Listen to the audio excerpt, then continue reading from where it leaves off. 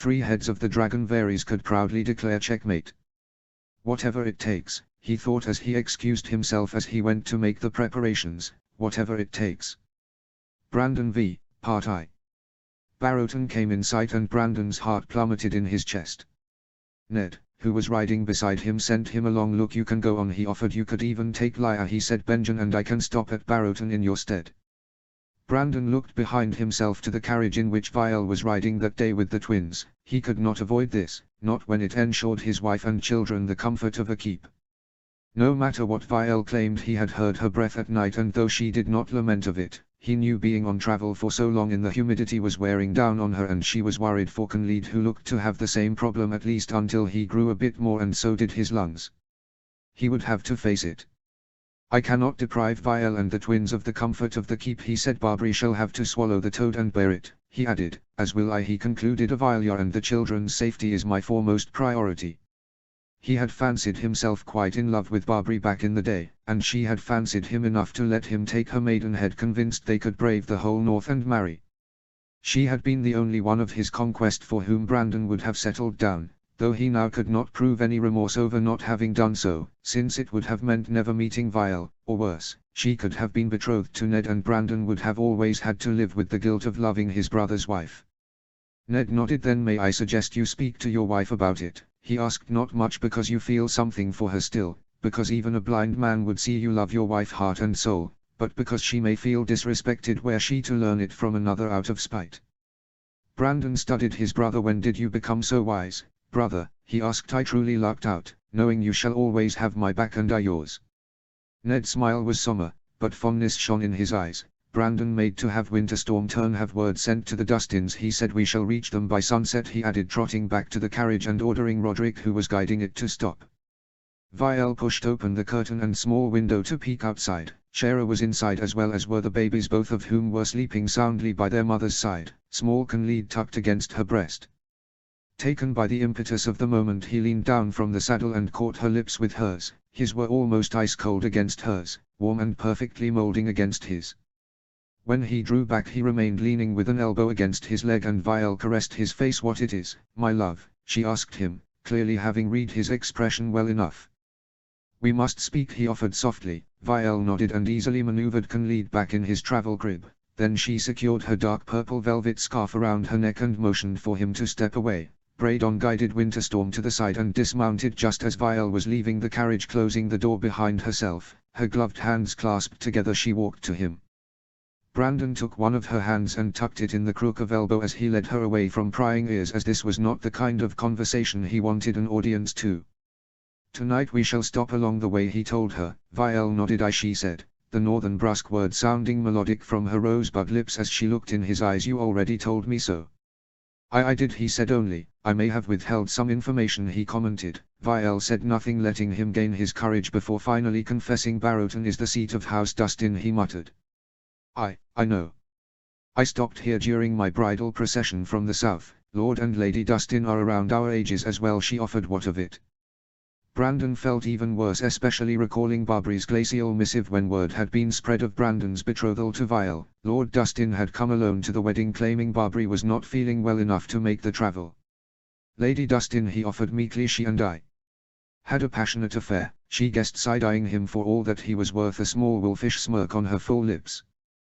Brandon stopped in their tracks. Vial followed his lead, stopping as well, still not facing him. Brandon took her by the shoulders and guided her to twist around to look at him. Vial, though turned around, did not look at him in the eye. "It's a thing of the past," he offered, "a spring flower unable to endure neither the heat of summer neither the cold of winter," he assured to her. Sure the analogy would touch her, and she looked like it half amused her, yet she forced her jaw set and still refused to look at him.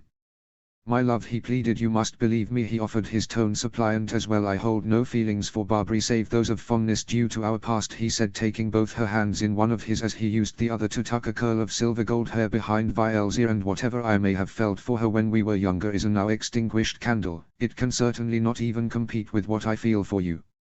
At this Vial did look at him, though her eyes were cold. "Am I supposed to believe you? Had it been so, you would have warned me long before now. You would have adjusted the course of our travel south to avoid the embarrassment that will surely ensue," she accused. "It's not that, my bunner man," he pleaded with her softly. I realized too late that we'd passed through here and that Barbary was married to Willam, he added. Barbary, she demanded, her tone almost spiteful. For a woman for whom you claim to hold no more feelings, you certainly sounds way too familiar to my ears. That's not it, Bunner man, you are misinterpreting it all. I swear to you, since I've known you I never even enticed thoughts about another woman but you, he declared, hoping she'd detected the truth in his voice. This seemed to spurn her, for she grabbed him by the rim of his cloak and brought his face close to hers. You better, she hissed, for I am no golden horse, I am a dragon and you are mine now. Brandon immediately wrapped his arms around her waist beneath her white cloak, the same one his mother had made for him to cloak her the day of their wedding, bringing her body flush against hers, every curve of her body, old and new, molding perfectly against his. Am I now? He whispered, meaning to incense her further as he leaned closer to her parted lips before pressing a kiss to those warm rosebuds of hers, always remind him of his first snow. But, instead of kissing him back, Vielle bit down hard on his lip. I don't know, she replied almost innocently. Are you? He felt his gaze darken as he easily maneuvered her so that her back hit the dark trunk of a tree. She exhaled out against his lips and Brandon dove in for a passionate kiss, first pinning her hands above her head, then devouring her lips with his. When he had devoured her mouth enough, he leaned a bit back, and she looked at him with incensed eyes. Are you? She demanded again, though she was breathless. Brandon leaned in to kiss her again, but she leaned back until her head was against the tree trunk and turned her face to the side. Brandon let go of her hands above her head with one hand and used it to gently cup her chin and turn her to look at her. Do you really need to ask? He breathed out hoarsely against her lips as she kept looking in his face, her purple eyes shining way brighter than the diamonds of the necklace the dwarfs had gifted her and she was wearing around her delicate neck, enhancing her generous bosom. She did no reply, and thus Brandon thrusted his hard length against her. It was since the birth that they did not lay together. Oh, they had done other things, as their passion was way too strong to be just put aside. Plus Leaf had told them that if they moved with caution those activities could ease her recuperation, and Brandon literally ached to feel her stretch again around him, welcoming him in her very core, buried deep inside, making him feel whole again. Don't you know? He asked. Wanting is different than belonging, she hissed near his lips, though a smile was threatening to grace her lips. Brandon kissed the air near her parted lips. Brandon caressed her face. And I do love you, and I am yours as you are mine. Holy, he pressed another kiss to her, this time just on the corner of her lips as she exhaled and stifled a mew, those sounds that just did things to him on another level. Almost without having to waste a beat, he fisted her skirts up just enough to graze the skin of her inner thigh over her woolen socks, only to find her already bare under the layers of fabric, and he was way too overridden by passion that he did not even wonder why, fingering her delicately, doing whatever he could to feel her pant and mew against his lips. Attacking her neck with open-mouthed kisses, leaving love bites all around the expanse of her alabaster skin. He worked her to her peak, knowing they were shielded by unwanted attention, while still enjoying the thrill of having his wife come undone under his ministration where anyone could see. He breathed out and leaned his head against her shoulder, pressing a kiss to her neck as he leaned down. Vielle wrapped her arms around him as Brandon did the same around her lithe waist, and they stood like that at length, just breathing in each other. After what felt like entirely too short to be an eternity, Brandon broke the silence. It looks like trees might be our special place after all, he commented, feeling himself twitch at the very mention of that day in the woods, when they had been voyaging to the Giants when Vielle had been pregnant. Not that Brandon had known at the time, though she was highly responsive to his touch, coming undone even faster than usually. Suddenly he realized she was without small clothes and touched the soft hair around her pubis without detecting not even thrust aside fabric there as she let out a shaky breath, still overly sensible to his touch. He looked up to her purple eyes filled with mirth. I may have known long before we set out from Winterfell, she confessed with a self-assured smirk that made him shiver in pleasure, still hard in his breeches. You did now, he breathed out. She pressed a kiss against his parted lips, dragging it as long as she managed while still having to regain her breath. Your old flame had words to share with me last time we met, she admitted, which made him stand on attention, all alarms flaring in his mind. Besides, she added, I knew well enough of your exploits. According to Sel, he know it was some sort of miracle you had yet to father a bastard by the time we married. What did she say? He demanded in a whisper, and Vielle kissed his lips again. Nothing, true, was her easy reply as she pushed his hair back from his forehead, her sweetness once again sweeter than the rest of the world. So all of this was a ruse, he teased her. Absolutely not, she replied without hesitation. Consider it a reminder. and in that moment Brandon knew she felt as keenly as he did the missing of their late nights up in the bed just lazily devouring each other and bringing their bodies together. He smirked. "I should make you feel the need of a reminder more often," he teased her, kissing her fully on the lips. "I am pretty sure that you would not even have stopped me had I disregarded the master's orders and taken you." Her guilty expression told him all he needed to know. "And what if I hadn't?" she murmured, and Brandon studied her for a long while. What had brought this on? Was she uncertain of him? Indeed, so much that she was ready to put in jeopardy her health to dissuade him from others. She had told him of how often her father would parade his whore all the while when he could not lay with her mother, and often even he could and did lay with her. Was this why? He leaned even closer, flexing his arm so that the elbow rested against the tree trunk near her face. "Let me be very clear, Bunner man," he whispered hoarsely near her lips. "Was it even the case that I could never again lay with you, I would not put at risk you for my pleasure. Neither," he added before she could interject, "would I lay with another to satisfy my urges." Vial studied him, and Brandon punctuated his next sentence word by word. "Not in a million years," he told her. "I am not your father, my love," he told her. "I am a wolf, and wolves mate for life," he assured her. He kissed her on the lips. "Don't you have faith in me, at all?" he asked her in a breath, leaning back to look in her eyes. "You know I do," she breathed out, wrapping her arms around his neck and playing with the hair. "Then."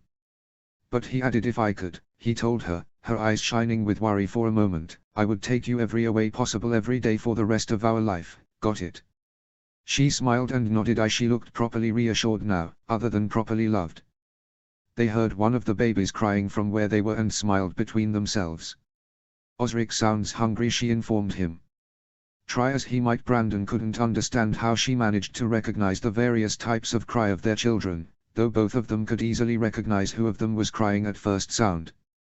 "Let us not make him wait," he mumbled, stepping back from her as she adjusted her skirts and corset. Brandon grazed with his fingers over the purple love bite she now sported under the left side of her jaw, then he bent down to kiss the very same spot. Despite his concern over her reasons, he was happy she would have an undeniable proof of how much he wanted and loved her on her skin if it made her feel safe, and truly it settled right in his own heart, especially knowing Barbary must have unleashed her forked tongue upon his wife when she had met her more than a year past before they married.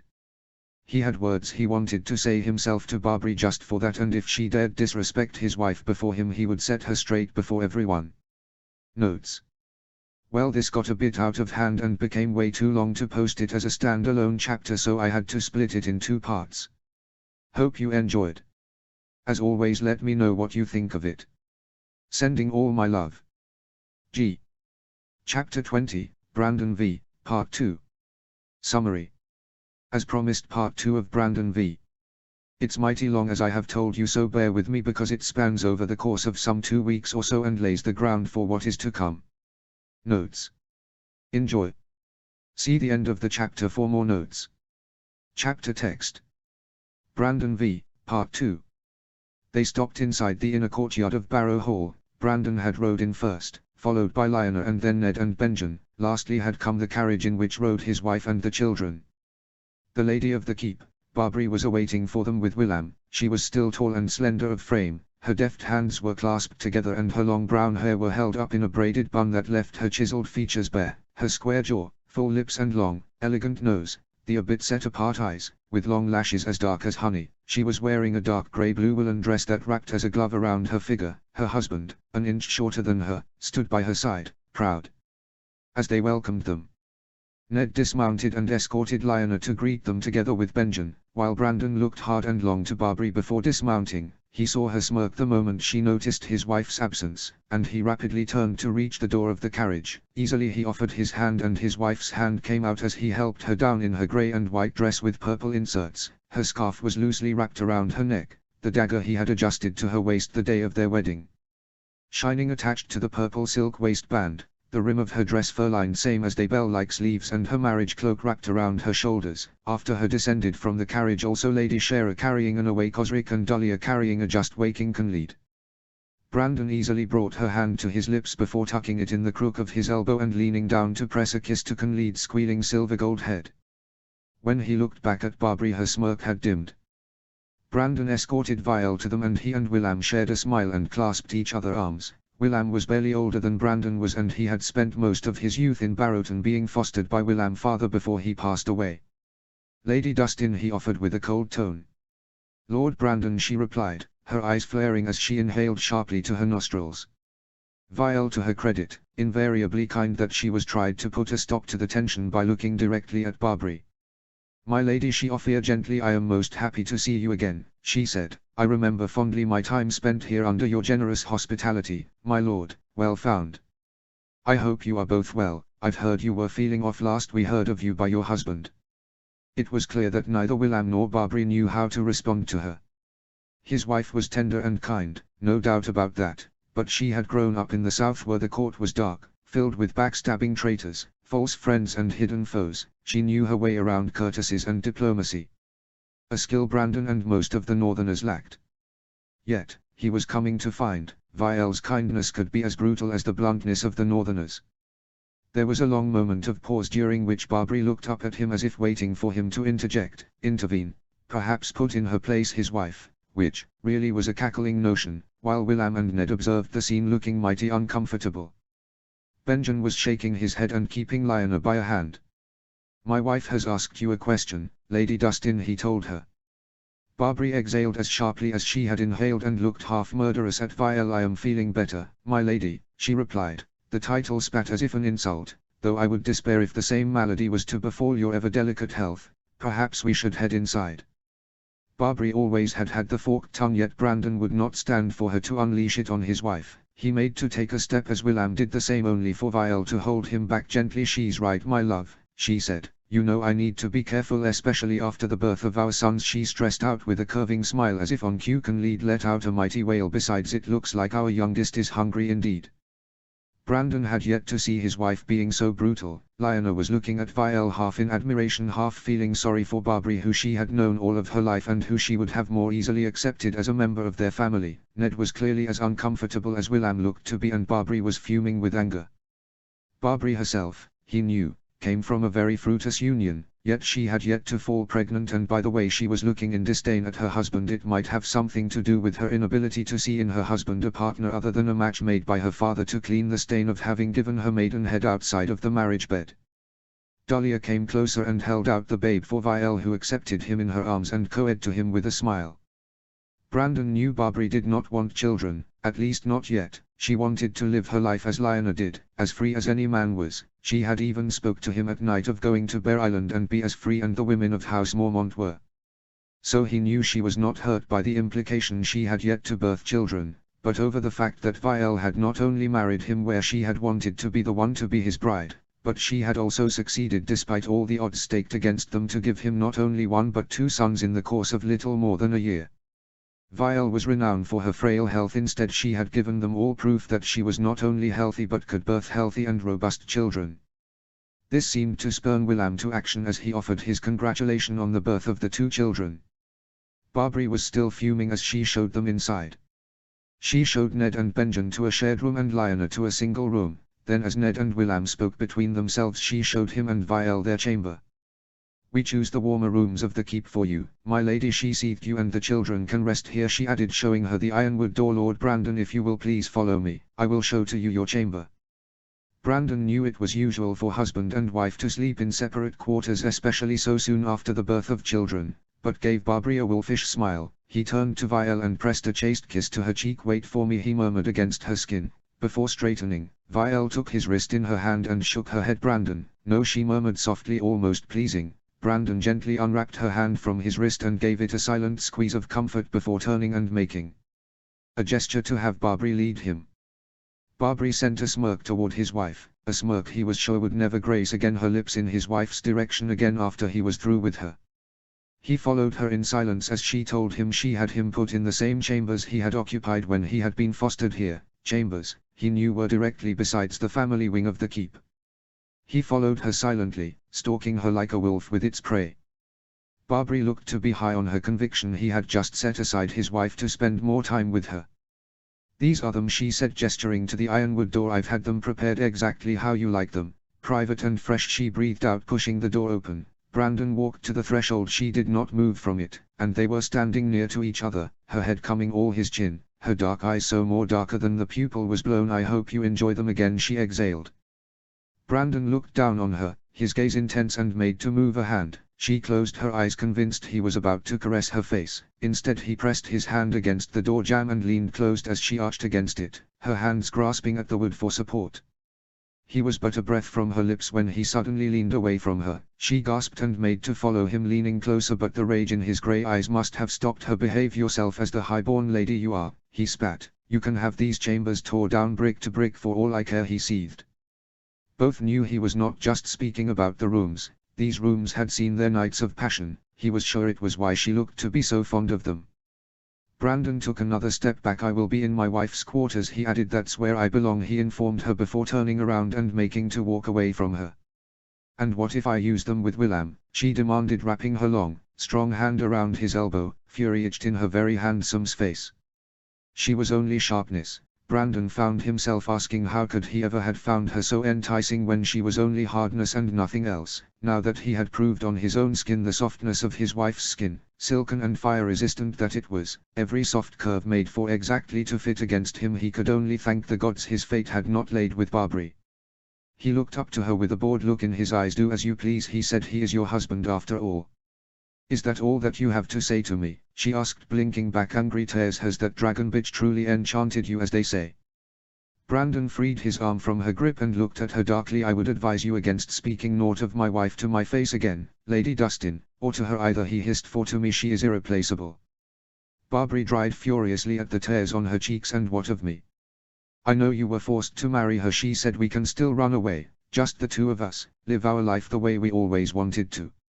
"I think you are mistaking me for someone I am not, my lady," he offered, coldness seeping in his tone. "That was the life you wanted to live, not I." "You told me you had no wish to marry," she accused. "We could go somewhere we could be free, where I am not the disgraced daughter of a minor lord married in all haste to a man I do not love, and you are not a proud lord forced to be a marriage to a dragon. That dragon is mine." Brandon snapped at her, easily falling in the old tongue in his fury. "And I said I did not wish to marry yet when we were 14 and first talk of marriage had been made," he added. "I've grown since then, have you? How dare you? I am not the one foolishly holding on to the hope of something that was never meant to have any impact on our lives." Brandon told her, "I love my wife," he said. "I would brave any storm just to see her smile. So if I see or learn only another time of you upsetting her or making her sad, you shall see my fury," he warned her, his wolf blood singing in his veins as resignation and hurt slowly settled over Barbary's face. He sighed. "I am sorry you are hurt," he told her in the old tongue. She knew full well that for a Stark speaking in the old tongue meant not lying. "But I am not sorry. I love my wife." He turned and left, walking back to his wife's chamber. Barbary though watched him go. "You love her," she said, "but does she love you the same?" He did not even deign her accusation with a response. Walking slowly to his wife's chamber, he did neither knock neither push open the door, because as if she had felt him, his wife opened the door on her own. A rapid look behind her showed him both children were easily asleep in their cribs. Vielle rose a hand to his cheek and Brandon looked down at her. "Are you all right?" she murmured softly to him. Brandon took her hand in his and pressed a long kiss to her knuckles. She looked at him with concern in her purple gaze, and Brandon slowly backed her back inside the chamber. He kicked the door closed behind him and attacked her lips with his. They left Barrow Hall the next day to proceed to the King's Road and then through the Neck, where they would meet with the Reeds and their party and continue to Harrenhal. Willam came with them, but Barbary remained in Barrow Hall. He and Vielle were otherwise warmly welcomed in every other keep in the north they stopped by, convinced the northerners they were that their marriage had been blessed by the old gods, especially since their love had already proved fruitful aplenty. Of the Reed party, Lionel immediately made friends with the strange son of Lord Reed. Both her and Benjen were always with young Howland Reed, a good friend of Ned, while Willam, away from his wife, seemed to have returned to the companionable friend he had been when they had been boys. The man had only punched him once. Well, Brandon had let him do it, though a small scuffle had come from it to Vielle displeasure, to assert his displeasure over the fact that Brandon had broke Barbary's heart, because despite it all Willam loved her dearly. But after that they had shared ale and meat and everything had been all right once again.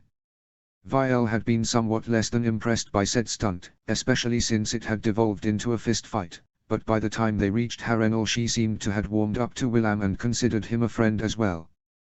They reached the great, half-fused keep after almost 3 weeks of voyage, and Brandon was finally happy to know he could sit still for a while. The biggest keep of the 7 kingdoms was a scar, a permanent proof of what a refused Targaryen on Dragonback could do. Lord and Lady Went welcomed them warmly. They had reached the keep with a good couple of days on the royal procession, which Vial was grateful about since it meant she had a couple of days to acclimate, same for the children before they were to be presented to her father and the court. It was clear they held dear his wife, who had stopped in Harrenhal for a couple of weeks managing some unfinished business for her family during her bridal procession to the north. Lady Went commented especially on how lovely and good they looked together, and Vial had seemed happy. Ned had pretty soon introduced to them Robert Baratheon, who Brandon knew was already discussing the possible match between him and Lyanna with his father. His sister seemed to find him amusing. She was, for now, unaware of it since it would take still a couple of years before everything was set, thus leaving her time to actually know Robert and see if romance could bloom between them without the pressure of the looming match. The man was tall, almost as tall as him, and Brandon could concede. He carried a certain degree of charisma. He was playful and wild. Perhaps Ned was right, and despite his previous dalliances with women he could prove a good match for Lyanna. Vial had proved ever the diplomat and the skilled conversationalist, managing more than once to calm Lyanna's spurned feelings when Robert had made a too crude jape or said something that would irritate his sister. And, though she looked happy, she also looked to be slowly rising her guard the more people they were around. Lords, ladies and knights flocked to her, to speak with her, seizing the opportunity to satisfy their morbo's interest over their sons, who he had heard some rumored being born thanks to some strange northern primitive ritual, or to genuinely offer their congratulations over the birth, or even to ask for her to intercede with her father and brothers over one matter or the other. In the 4 days it took for the royal procession to finally reach them, Vial basically held court in one of the chambers of the keep, listening to the people and offering her ear or her advice on a matter or the other, and though she had been asked to, she refrained for administering justice in her father's stead since he was to arrive in a matter of days, not wanting to overstep her boundaries. Brandon saw firsthand in that moment what of a capable leader his wife was. It was no surprise people came to her. She genuinely was fair and just, and people appreciated her for her kind words and delicate manners. And, with the fierceness she unleashed only if spurned, Brandon truly could not have hoped for a better wife. The common folk too flocked to her, offering meat gifts to wish her well for the birth of her children, and Vial was always gentle and kind to them. She had even judged over a mock duel between 2 young boys from the small folk. Both the victor and the loser had gotten to kiss her hand, though she had kissed the red cheek of the victor as a prize. Brandon then offered the 2 boys to become guards in training under the Stark banner, especially by the way both seemed to be truly talented and orphans.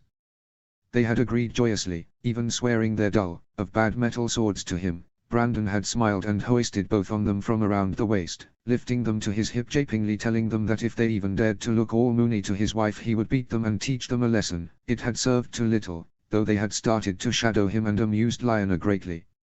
Lyanna was away more often than not, though she managed to get into a scuffle 2 days after their arrival when Howland Reed had been bullied by some minor lordlings and knights. She had defended him proudly as the proud daughter of his lord liege, and Vial had later to try and smooth things over with the spurned guys. Since then Lyanna was being particularly mysterious, and Brandon feared she was up to who knew what kind of mischief. Though he wasn't too concerned since Benjen was with her more often than not, and his brother was sensible and a greensword as well. Besides, Brandon had bigger concerns like the royal family arrival and Vial not overstressing with the extreme number of people who came to her. The firsts of her family he got to meet were Prince Viserys and Prince Baelor, who had rode ahead of the royal party, in which rode both Crown Prince Rhaegar with his family and the king. Prince Viserys was a lanky man a couple of years older than him with the Valyrian look. He had short silver gold hair combed behind his ears and waving at the level of his high-necked doublet of red and black, a sword with a snarling dragon for pommel and light purple eyes sharp and intense. He had kissed Vial on both cheeks, and Brandon had disliked much the way his wife had freezed under his touch and how long he had actually pressed his lips against her skin. He had to force himself not to get in between and give the prince a piece of his mind.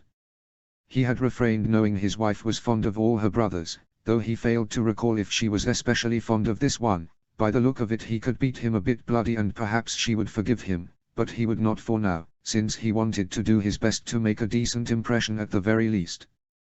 Prince Baelor was a tall and broad young man around his age. He sported a doublet with the colors of House Targaryen but with the 7-pointed stars. Vial had told him her brother would have rather become a septon, but their father had forbidden it. Instead he had been knighted.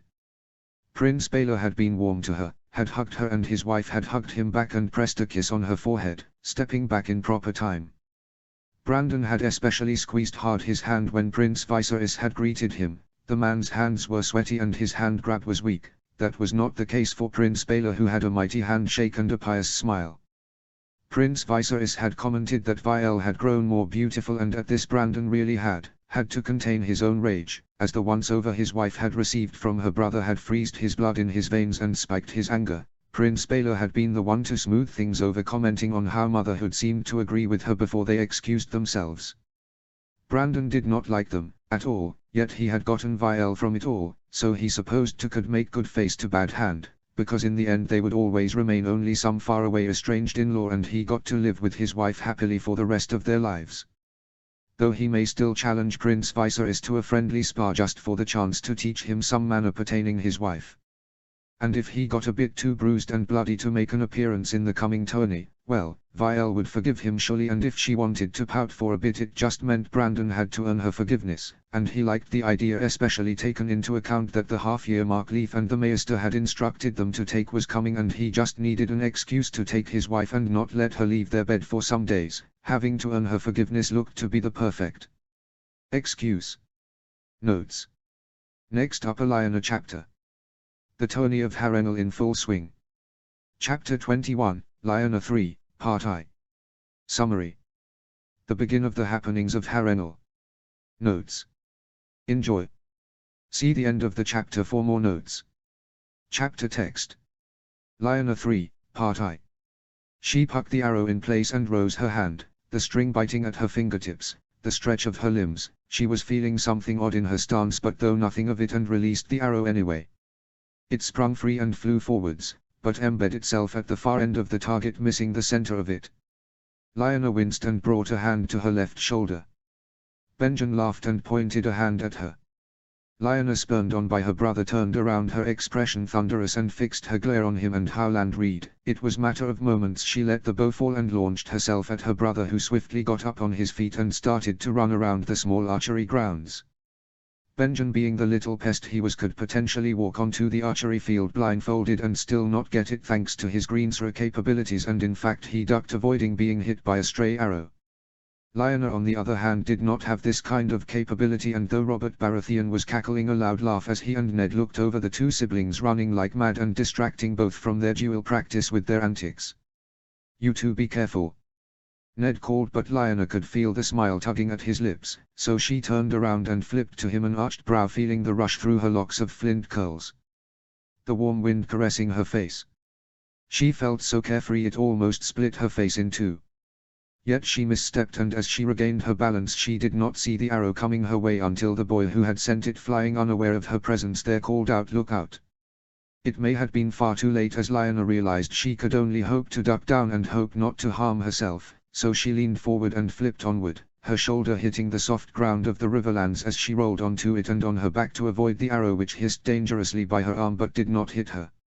She managed to end up in a sitting position, her hands flying around in search of purchase before finding it in the soft, muddy and slippery ground. Her boots were covered in dirt, as she was sure would be her tunic and breeches, clothes her good sister had sewn for her just to train as an apology gift after she had said those hurtful things about her lessons with Sir Selhino when he had been wounded. Oh, she just knew she would get an earful. For now, though, she was alive, and she was reveling in that fact as she panted, her blood pumping in her veins and thundering in her ears as Ned and Robert both scrambled to her, Benjen and Howland hot in tow. As they neared her, Lyanna brought up a hand. "I am fine," she stated before they could start mother henning her truly. Her hair were in her face and the wind was helping none keeping them in her face, so she made to bring one hand up, finding it covered in mud. She hissed and recalled Vielle had told her she had put a handkerchief in a hidden pocket inside her tunic beneath the doublet and fished out for it as she huffed a couple of curls from her face and wiped her hands clean as much as she could before the mud dried. She just knew how nasty it would be to clean under her nails dried mud. She had dirtied her clothes, and just the day the king and his retinue were supposed to arrive. To her chagrin she realized Brandon had been right when he had commented it would have been better if she was not to practice until they had been formally presented, as to avoid any insult to the king. Oops. By the time she was done, Robert was already having his say with the poor boy who had released the arrow. "Ours is the fury," those were the words of House Baratheon, and she could see how well he embodied them in that very moment. She saw her handkerchief and realized it was completely ruined, done for. Ned helped her up and asked again, softly if she was all right, at which point Lionel merely waved him off with a hand, her eyes fixed on Robert, who was thundering in not-so-righteous fury on her behalf. Without thinking of it, she matched to Robert, ignoring the other people's snickers at the state she was in. Robert. The man in question turned around to stare at her so swiftly it was almost comical, but Lionel did not let that deter her. As she reached him and the boy stopped mouthing the lad, she demanded, seeing that he bore no personal sigil and could be only a squire in training, it was not his fault. We should have known better than to run as if hens with a snapped head around an archery field. She looked at his clear blue eyes deeply. No harm, no fuss, she added in a tone that brokered no replies. It was not his fault, she added. He still could have hurt you, my lady, Robert protested, though he looked properly chastised. Thank the gods no harm befell anyone, she said, her tone unwavering. I was being reckless, the fault was mine. Well said, Lionel praised, coming to her aid. She's right, Robert, let the lad be. His tone seemed to work better and Robert did take a step back from the lad. Fine, he mumbled, as long as the lady is fine. Lionel misliked his tone, especially since she read it as condescending and especially because he had not stopped on her request, but Ned's. I am, she stated. Robert made to gave her a roguish smirk, but Lionel stepped away from him. I should go change, don't want to make a bad impression if the king calls us sooner rather than later, she mumbled. Benjen was looking away though. She followed his line of vision and realized how close to home her last statement had hit. They had arrived because a Targaryen, judging by his silver-gold curls, was walking away from the archery field side by side with a man with red hair. She could not see his face, but she was pretty sure he was neither Prince Viserys neither Prince Baelor, since he was built a bit differently than both and he was holding a young girl with dark curls in his arms. The third prince himself had not been expected, as he was supposed to stay in King's Landing but had been sent by the Queen in her stead to the tourney. Viel had been gladdened immensely. Was pious Baelor so devoted because he had been thwarted from his plan to marry his sister? Who could she trust? She held her breath for a moment as Benjen reached her. Do you remember what I told you about princes and princesses? Benjen asked her and Lionel snapped back into attention. She asked. Be careful. Lionel knew what he was referring to. Viel's older brother, Prince Viserys, was creepy and rumors had it he and his father shared whores and were so attuned many said the king wanted to make him his heir. Viel had introduced him to them when they had reached Harrenhal and Lionel not liked him one bit. She had felt sorry for having doubted Viel, who she still believed not enough for her brother but still was someone who loved him. Yet, would she betray him for a chance with her brothers? She had heard, not that she had told anyone, Maester Wallers and Lady Shara lamenting on the poor skills of some masters who had saw fit to tell the king that his daughter could not birth healthy sons, therefore he had not matched her with one her brothers, her childhood sweetheart. Would she betray Brandon if now the king offered her to let her marry her princeling sweetheart and brother? The notion made her stemming with fury. She had not confront her good sister yet, waiting to see how she would react to her brothers, for now she had looked like she was merely fond of her brothers, not even the way herself was fond of Ned, Benjen and Brandon. But two more brothers were still to be met. She wondered if this one was the one supposed to whisk her away and make her break faith with House Stark and Brandon. Would she betray her children? Lionel dearly hoped this not to be the case. They were called to have an audience with the king in the late afternoon, almost at dusk. Lionel and Benjen could thankfully stay a bit on the side while Viel, Brandon and Ned had to take all the shine with the children. Lionel had donned on a pale grey simple gown with a northern clean cut and a fur-lined cloak. Her hair were pushed behind her ears and in twin braids. Benjen and Ned were clothed the same. Viel and Brandon instead were clothed for the occasion. The princess had chosen a dress with beautiful finery of black and red, House Targaryen colors, though she had stitched in black thread a snarling shallot all over the left side of her corset.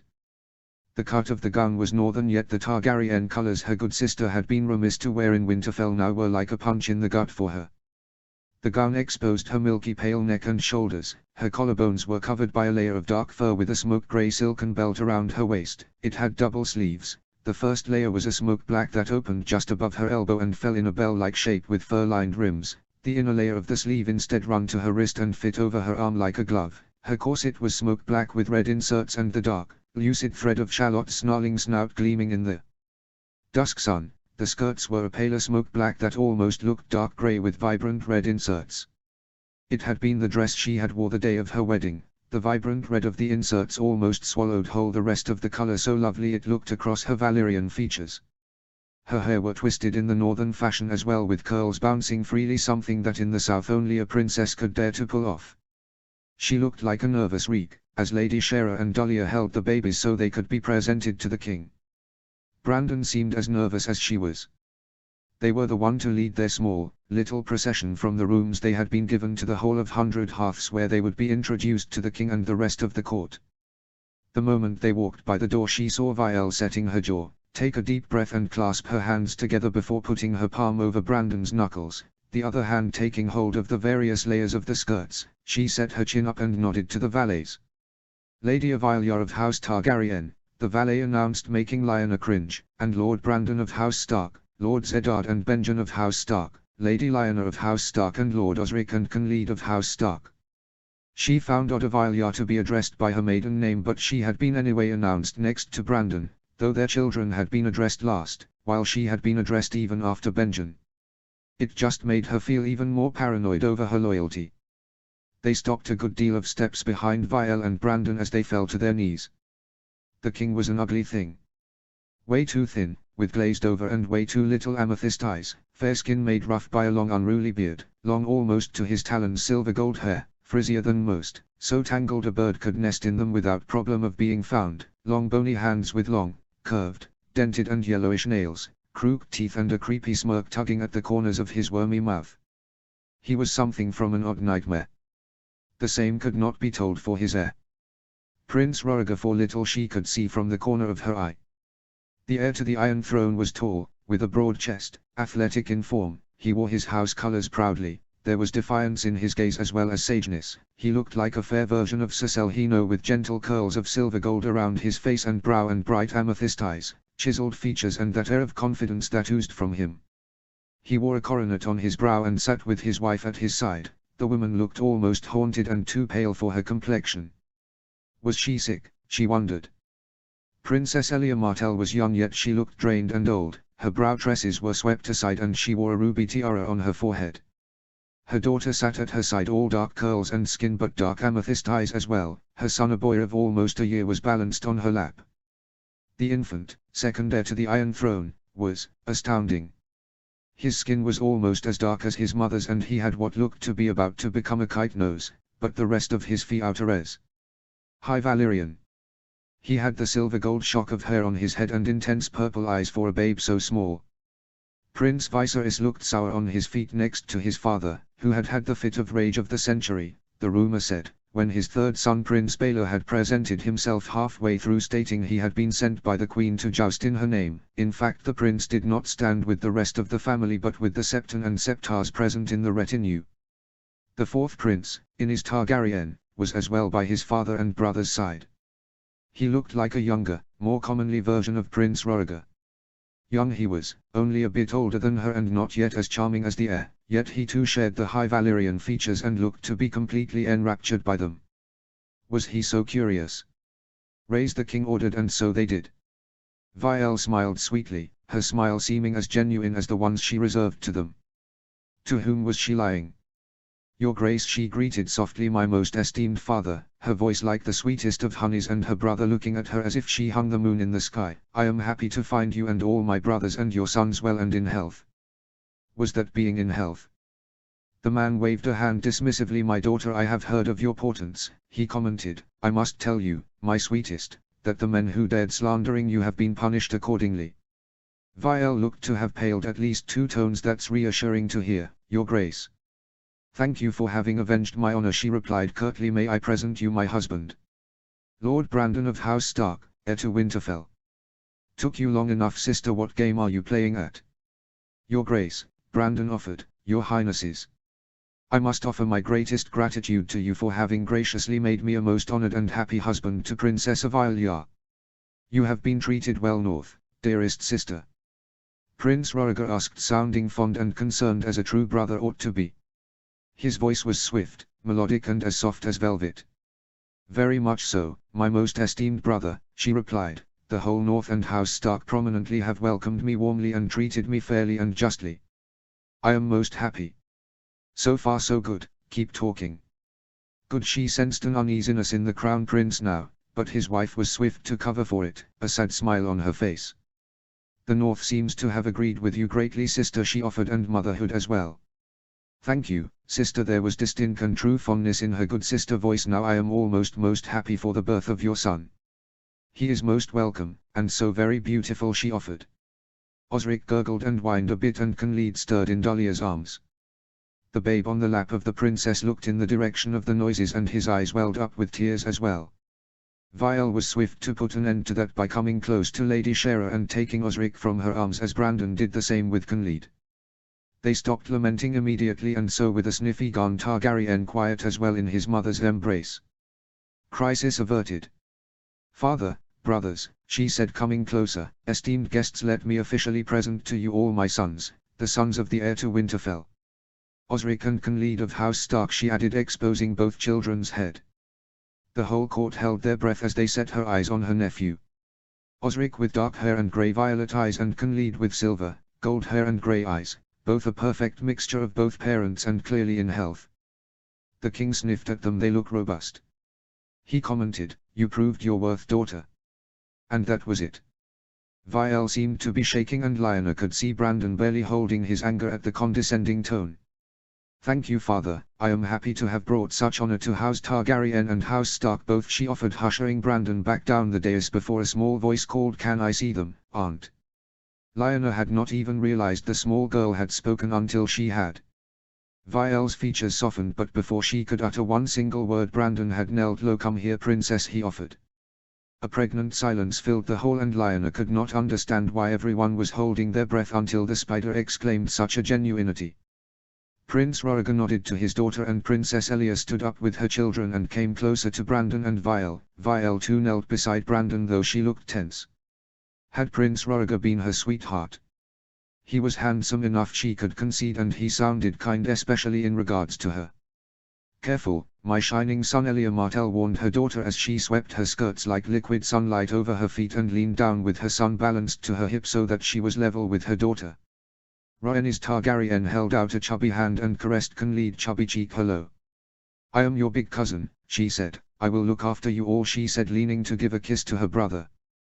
Babes, the spider breathed out as the court exhaled. Are there more wondrous and truthful creatures? Lyanna did not like that one bit. She turned her face to the side and noticed that Prince Inys was staring quite intently with pursed lips to the small scene Brandon and Vial painted as he helped her up to her feet, their children in their arms. But she stopped short, the breath knocked out of her lungs by the intense stare of Prince Rhaegar, who was quite blatantly looking at her. His purple eyes were a couple of tone darker, more intense than Vial's. Small silver gold curls framed his face and were held at the nape of his neck by a dragon glass clasp falling then to his waist, only the frontal strands framing his high Valyrian features. A man with red hair and beard, the same she had seen walking away from the archery grounds, was standing tall a couple of steps under the heir to the Iron Throne. So it stood to reason, as Prince Rhaegar leaned forward to speak in whispers to the man, that the two that may have witnessed her less than impressive moment might be the Crown Prince and his friend. The ruby-haired man looked at her as well as Prince Rhaegar's eyes never strode away from her face, though he did look away when Lyanna felt her cheeks aflame and she turned her head toward Benjen and Ned as her brother called her name. She looked back at Vial and Brandon as they descended again from the dais and gave the children back to her. My daughter, King Aerys called, making Vial freeze. Come sit beside me, he called. I do miss your mother so, your presence shall help. Lyanna knew Queen Rhaegar had stayed back in King's Landing due to illness that had made it impossible for her to leave the capital. Prince Baelor was supposed to be with her, but she had sent him to represent her to the tourney. Vial and Brandon exchanged a look, then Vial rose to the dais and sat in the empty seat that was reserved for the queen. Clad in her Targaryen gown, she looked like she belonged in the picture the royal family was painting more than with them, which settled like a rock in her stomach. She was sitting near her father, at the side of the Crown Prince, and with Prince Viserys behind her with a smug smile on his lips, the eyes of Prince Inys fixed on the back of her head. The king waved a hand and dismissed them, so Brandon sent Dahlia and Lady Shara back to the nursery with the children and sent them a glance to join the crowd of the court. Lyanna did, though she felt observed all the time as she moved.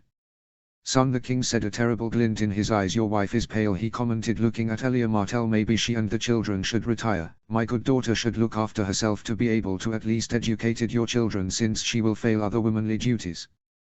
Lyanna had trouble following half of what the man was saying as it was interrupted by bad coughing to hide sneers and laughs. but Princess Elia's resigned expression made Lionel Stark felt bad for the woman. After the king added after her most recent failure, his purple manacle glaze fell on the woman, she should still be resting.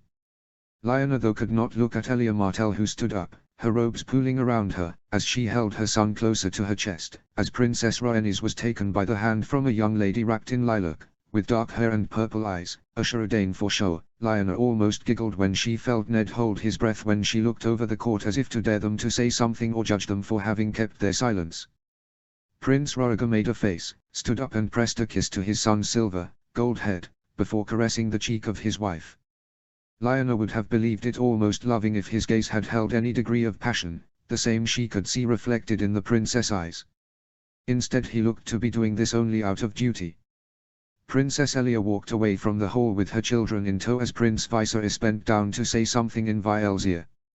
Viel did not look comfortable, but truly Lionel was a bit busy trying not to blush every time she caught Prince Rhaegar's gaze on her. With the arrival of the king the tourney finally begun.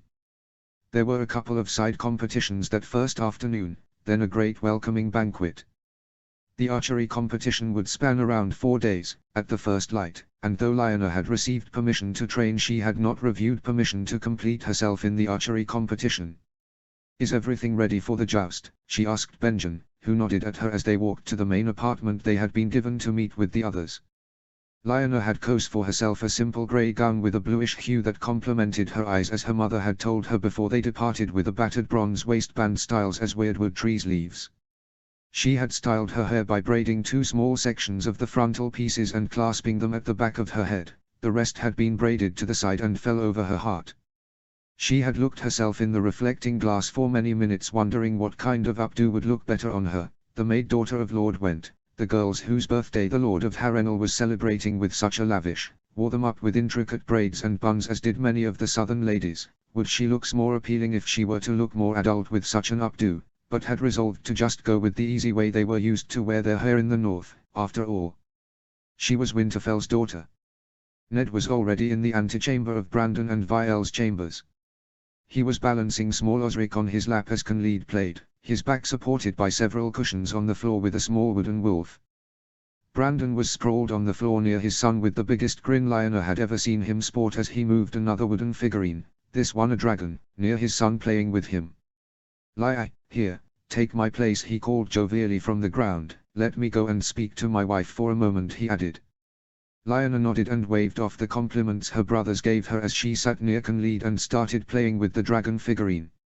She overturned the figurine in her hand wondering how it would feel to actually see a real dragon, ride a real dragon. It would be epic, she was sure. She offered him the dragon and the babe took it before letting it fall as he took back the wolf and brought it to his mouth gurgling happily. Brandon and Viel exited their room a while after. Viel had donned on a dark blue gown with grey and white inserts. She wore her hair in a braid with the frontal piece dangling around her face, a small jeweled circlet secured to her bangs, a gift sent by her mother for her motherhood. She looked as if cut from marble as she walked as stony as ever beside her husband. Where was the warmth Lionel had thought to see between them? The banquet was a boisterous affair. Robert drank like a drunkard and laughed at everything they told him as if it was the most absurd thing he ever heard. Ned was stiff and shy as always, but Lionel was occupied in studying Prince Innes, who had joined them mid-meal and had sat near her good sister. Prince Innes was a couple of years her senior, standing around 7 and 10 years of age, and he looked at Viel as if she hung the moon in the sky, though Lionel noticed in displeasure he would not address Brandon unless he really had to and never tried to make him part of their conversation. Princess Elia and Lady Ashera also joined them at one point, and Lionel surveyed the crown princess as she spoke softly with Viel about motherhood and their children, especially about Princess Rhaenys. At one point people began to dance and Lady Ashera danced with a knight of the Kingsguard and Prince Oberyn after he was done with dancing with his sister. Then Brandon looked at Ned and then at her. Lionel smirked and bobbed her head up and down. He looked at his wife who rolled her eyes as she returned to converse with Prince Innes and Princess Elia, and as soon as Lady Ashera was free again Brandon convinced her to dance with Ned.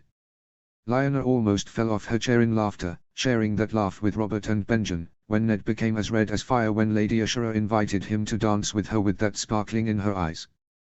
"They make a beautiful couple," she commented to Benjen. "They do," Robert replied, "but Ned will marry the Tully girl," he added. Lionel made a face. "If Ned has to marry outside of the north he should at least marry someone he likes," she stated. Not everyone can be so lucky, Robert said with a laugh when Ned managed to almost fall, though Ashuradain seemed to steady him easily as they kept dancing. Though, my lady, he added, looking suddenly sober, you may be. Lionel's gaze ran as if spurned to Prince Roriger, sitting in between his friends and sharing laughs and exchanging japes. His purple gaze fixed on her for a moment and then away.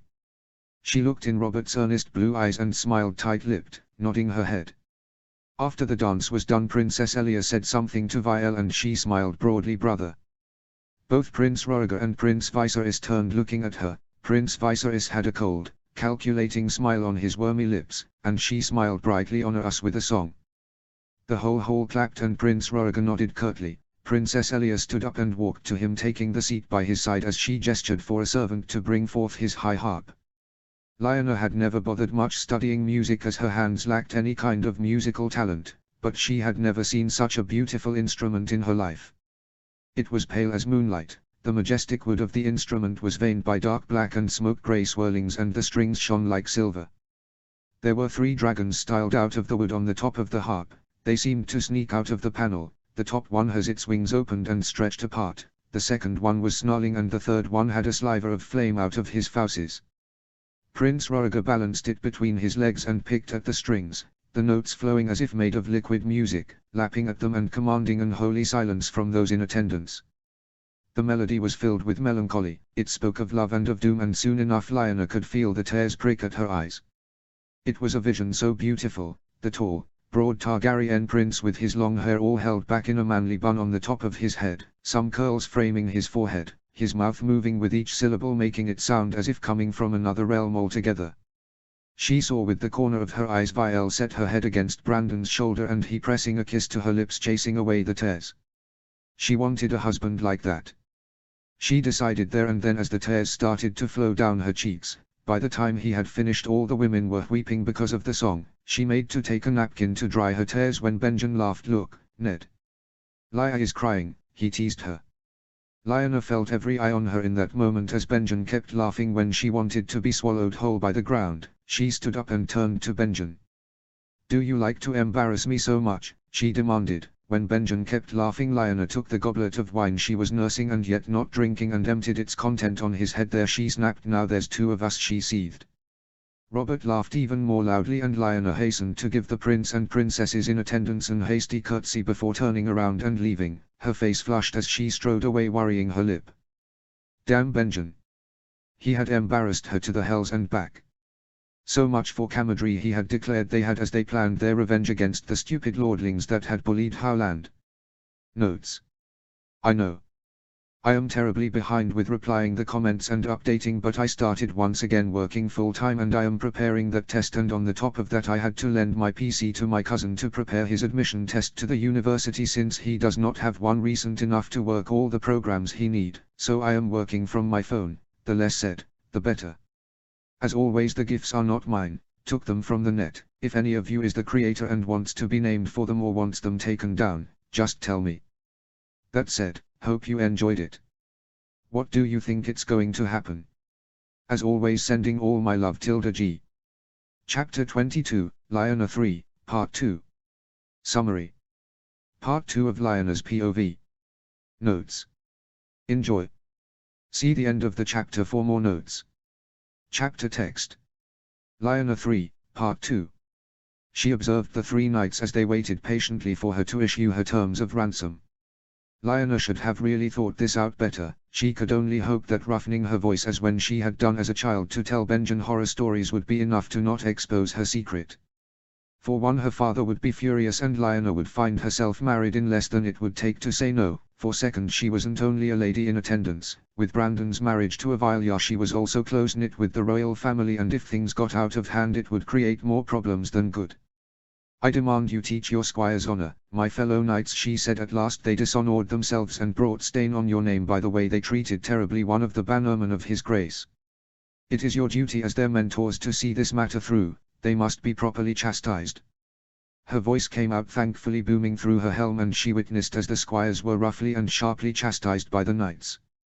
The squires were young as she if not younger, yet Lionel would never dare behave in such a horrible way. When she saw her terms had been met, she nodded to the knights and offered them back their horses and armor, parting from them in a good mood. She bowed to the cheering crowd and to the stands where the king was with his family and bent the knee to him just for good measure, shouldering her laughing tree shield and moving away from the grounds and to the tent in which she and Benjen had seek refuge. Benjen was already there, but to her surprise he was not alone. She set her jaw and strode to the chair, sitting on it in a clit-clatter of her mismatched armor as Benjen scurried to help her unfasten the plates. She took off the helm from her head and her hair, held in a braid, cascaded over her back plate. She refused for a long moment to look in the purple eyes of her good sister, but then again she felt as if she had nothing to ask forgiveness for, so she turned and fixed her with a glance. "Do you know what you have done, Lionel?" Vielle asked, her tone that of a reprimanding mother hen. "Save your breath for your sons," Lionel commented. "Besides, I've done nothing I shouldn't have done. Brandon or Ned should have offered in my place, but they didn't. I am a Stark of Winterfell and House Reed is one of our bannermen. It was my duty to get our bannerman the avenged honor." Vielle sighed. "What you did was noble, but foolhardy," she said. "Have you stopped for a minute and think of the consequences of your noble gesture? If you had been found out, how do you think Howland honor might have been hit? It's one thing to know one's weaknesses and baring your teeth, choosing not to trouble yourself, and another to be labeled as coward because a girl had to fight for his honor." Her tone sent a chilling down her spine. "What more, have you stopped thinking for 1 second why neither Brandon and neither Ned offered?" she asked. "Some battles are either better left alone or fought in first person. Still, we are not in the north, where people would jape and consider your stunt fondly. We are in the south, walking on eggshells because of my father. I have no responsibility towards how your father may react. I am responsible of my actions, not of his reactions," she roared, feeling like her good sister was treating her as a child still. She was a woman grown and she had just bested 3 knights. "It's going to keep you really warm at night," Vielle countered, "when we'll lay you in the ground or when you'll be the one to lay those you love in the ground." It stuck her like a slap in the face, and Vielle seemed not to be done. "My father has declared the Knight of the Laughing Tree as an enemy of the crown," she said, somewhat softer. "Has then listed all the lords to bring him his head on a spike." Lionel gulped and Benjen looked taken aback. He was a great greensire, but he still had to learn how to interpret properly his visions, and he was yet young, not yet completely come into his own power. The dwarfs said he was supposed to be the greatest Stark greensire in the last 1,000 years, and dwarfs had long memories, longer than the stone itself. "It won't be a problem," she said. "No one knows it's me," she reasoned, "and it's practically impossible to find out it's me. Who'd even think it's me, a girl?" she asked. Vielle sighed and carded a hand through her silver gold tresses. "I hope so," she said, "but to ensure this you must lay low." She told her, "Do not spar with anyone, not even Benjen." In jest she added, "If you can keep your profile low long enough, it's possible we may survive this unscathed." Lionel for the first time felt truly scared. "Does Brandon know?" she asked. Vielle looked at her sideways. "No," she said, "but I need to tell him," she added. Before Lionel could protest, she held up a hand. "He cannot defend us if he is in the dark about what can hit us," she told her. Lionel looked down. "He will be angry." "He shouldn't." Benjen interjected. "We thought this through and took any precaution we may have." "I knew she would not be discovered," he defended. Vielle sighed. "It sounded strange to hear her using the northern brusque word with her southern accent, and I believe you, Benjen," she said, "but have you been throughout for real? You saw she would not be discovered during the duels, not that she would not be discovered at all. Think, my father is not like yours. He has convinced himself the Knight of the Laughing Tree is his enemy." "Why?" Lionel protested. "I did nothing to give him this idea. Besides joining the tourney halfway in, disguised as a man and being nicknamed the mysterious knight who defends the defenseless." Vielle demanded. "Do you have half an idea of what could have happened? Benjen, I know you rely very much in your abilities as a greensire, but even your mother says your gift for how powerful can easily misguide you or give incomplete informations. You are 2 and 10, Lionel is barely 5 and 10. She said you should have come to us," she added. "You should have come to me, before you tried doing something that could endanger the whole family." "You're being overdramatic," Lionel commented. She had never seen Vielle's gaze scorching in such a way. There was an heat, a fire behind her purple orbs that could not be dismissed. "Am I?" she deadpanned. "Let me ask you a question, Lionel," she demanded. "You did hear what my father told me about the men who had grievously mistaken me as a woman able to just carry female pregnancies to the term? Able to give only daughters to my husband? How they were dealt with and punished for their incompetence?" Lionel shrugged. "What about it?" she asked. "They must have seen taken away their mastery," she said, as if it was no big deal. Which it wasn't, and she couldn't see this point Vielle seemed determined to make. Vielle sighed. I love you Northerners, you are so direct and true, you cannot even imagine that someone may say something and mean something completely different. She said they weren't merely stripped of their mastery and sent, let's say, in exile. They were killed. Lionel's breath itched, and she felt Benjamin's breath itch as well. Executed for treason. What? She demanded. You are pulling my leg. Why would he have killed them? Vielle looked at her with a look so filled with pity that Lionel almost felt she could have smacked her good sister and be done with it, so grating on her nerves she was getting the more they were staying south, because in his mind they had committed high treason. Lionel stood up in a chatter of the metallic plates still on her body and those hanging. You're lying, slandering your own father. How dare you, she demanded forcefully. Have we seen two completely different people, Lionel? She demanded. Has my father seemed to you like some fair and just king? Benjamin sighed. She's telling the truth, Lionel. Benjamin interjected once again. They were killed, executed, and their body paraded outside the gates of the Red Keep. Lionel felt disbelieving. Why would he have done that? How a simple mistake warranted their death. Because it wasn't a simple mistake, Vielle told her, this time almost motherly. By convincing my father that I would not be able to carry male children in my womb, they basically told him that the Targaryen line, should it lay with me, would be broken, that only daughters I would have given to any of my brothers I would be married to. She said that it was not true, meant to him that someone was trying to destroy House Targaryen by sullying his line. Don't think my sons are kin to him, she added. They are bastards in his eyes. Lionel felt like she had been slapped. I had no idea, she justified. Which is why you should have come to me and Brandon instead of doing everything your way. Be grateful my brothers are the one tasked with the duty to find the Mystery Knight, she added. But what about Lord Robert? He has swore to find the real identity of the Mystery Knight, and he is supposed to be your intended. This made Lionel stop in her tracks. I beg your pardon. Vielle looked down and deflated. I'm sorry, Lionel. I wasn't even supposed to know, she said. Your father sworn both Brandon and Ned to secrecy before the Heart Tree. I discovered it by chance. And you did not feel it fit for you to tell me? Lionel thundered. It's my life we are talking about. Robert has what, 2 bastards already? He is raucous and crass and the heir to the Stormlands. Vielle snapped. Brandon was a stranger for me as well, she pointed out. I was immensely lucky, but you should feel lucky that you've had time to actually meet and get to know him before anything is finalized. I should feel lucky, she repeated, disbelieving. Oh, I feel so very lucky indeed to have such a trustworthy good sister indeed. And without waiting even an heartbeat, she thrust to the ground the chest plate and the arm plate and strode away from the tent, uncaring of who may see her in breeches and chainmail. Hot tears streaming down her cheeks, she even shouldered past someone without doing more than uttering a raspy "excuse me" before she walked away from the tents, the vast courtyard that hosted the tourney, and towards the Godswood. Now every breathy my lady, and the way he looked at her as if she was already his property made suddenly sense.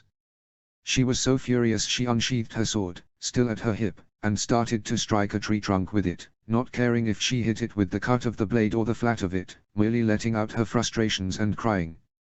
The clanging of the sword against the wood the only conscious thing in her mind. Careful with that, my lady, a voice startled her, making her almost jump out of her skin as she spun around and set her eyes across purple ones. She felt her breath stuck in her throat as she found herself face to face with the Crown Prince. You may blunt the sharp edge.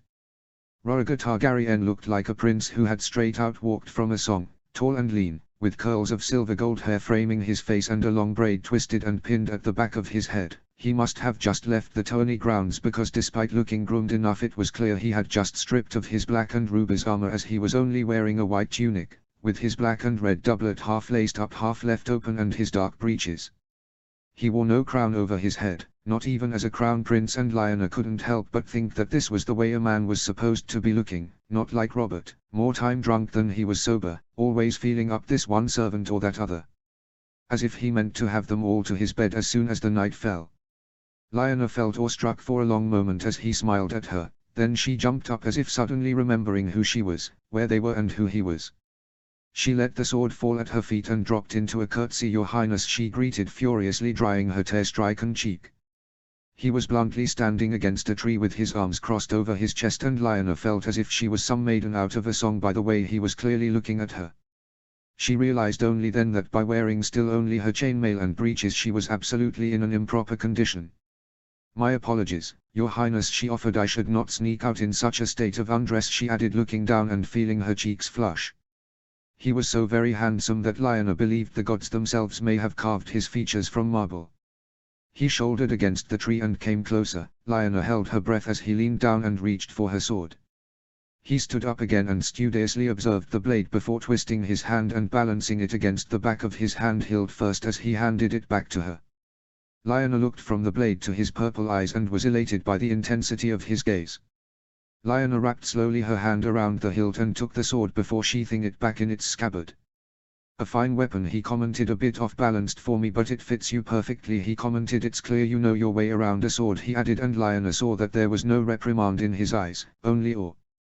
It struck her like a lightning that such a man was actually looking at her as if she was something awe-worthy. She giggled. "I know not what you are speaking of, Your Highness.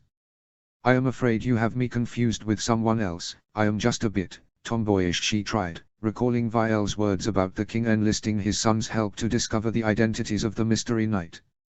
He arched a brow and leaned closer. "But I do," he said in a breath, making her shiver. "It's nothing to be ashamed of, my lady," he added. Visenya Targaryen was as comfortable in chainmail as she was in silk, he murmured softly, his breath almost grazing her cheek. He leaned back and Lionel felt as if pulled in by his magnetic purple eyes. "Why should the expectation of other people make you uncomfortable in both?" Lionel felt her breath stuck in her throat. She rasped out, "It's not proper for a lady to concern herself with the manly matters," she recalled, as if she had gone in some sort of trance and she could only parrot everything her mother had taught her. He chuckled. "I suppose Aegon the dragon would have took a bit more time taking the 7 kingdoms, had Visenya and Rhaenys both stood by that reasoning," he offered. Then it was as if a thought had struck him. "Your footwork is good, your form a bit to be worked with, but you could become a very talented swordswoman," he offered. "Who taught you? Your footwork looks familiar." Lionel felt herself flush. "Cecil, he knows," she murmured, and he stared blankly at her. "He showed me some footwork and how to properly wield a sword." He nodded and hummed. "I see," he commented. "May I see?" he asked, and Lionel looked up at him in surprise. He smiled at her. His smile was so lovely Lionel could distinctly see the resemblance between the heroes from the songs and him. "Your footwork." So Lionel showed him. They met more than once, in the next couple of days, and worked together with her footwork. They had chosen a private little clearing inside the immense godswood and they mock dueled there.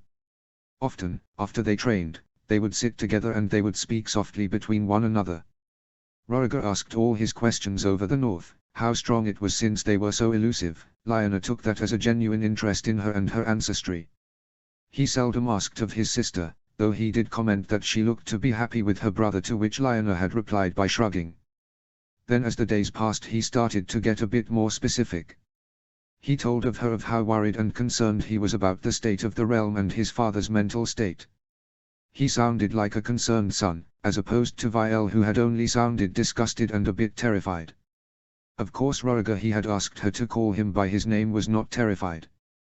If he really wanted, what could the old man do to stop him? "You speak of treason," Lionel murmured one day. "I speak of justice," he said. "I remember a time in which my father was good and fair, but that time is long past," he added, "and I have a duty to both him and the realm. If I can, I have to find a way to save them both." "And dethroning him sounds like a good possibility," she asked then, drinking everything he would tell her as nectar. She wasn't used at being so openly admired and sought after. He genuinely wanted to listen to her opinion, took her thoughts into consideration, and proved each and every time he actually respected her counsel and person. "Well, I would not properly dethrone him," he said. "I am merely entertaining the thought of a coup," he added, "that will protect both the realm and my father. I have duty as his son and a duty to the realm as its future king," he explained. "If I could manage to force him to retire to Dragonstone and live the rest of his life in private, I could rule as regent until the time comes for his natural death. This way I could manage to honor both my duty to my father and to my kingdom." And he looked so very handsome, sounded so very powerful. "What does your wife think of it?" she asked, her voice sounding trembling, the words like rust on her tongue. "She would support me as she does in all things," was his careful, thought-over reply, "but I would probably have to send her from me until everything is done with. She is so fragile, so delicate, she's not made of iron as you are. I cannot ask for her to stand by me when she is still grieving any children we may yet have had and lost forever. They could come north." Lionel offered. "Vielle would keep them safe. She could retire there." "Let me have you," she commented. "She seems to be very fond of your lady wife." He nodded. "Oh Lionel, you should see it as I do," he said with a dreamy dip of his voice as Lionel observed him, awed by the sight of him. How could she think of marrying Robert when he made her feel so awed by everything, made her feel the fluttering of her stomach and made her hope for more than he could ever give her? Streets filled with singers and girls with flowers in their hair. He set the Red Keep as a beacon of justice, art and law. The people of the realm cared for and believing in their ruler. He took her hand then.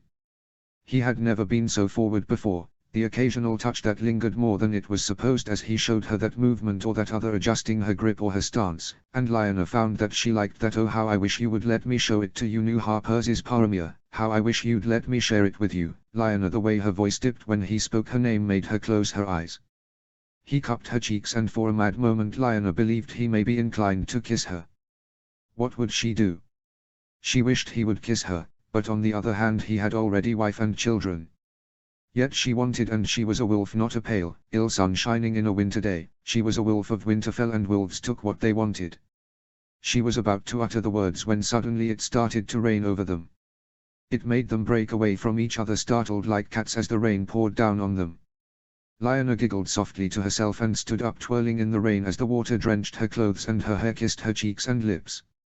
She could taste the sweetness on her own lips.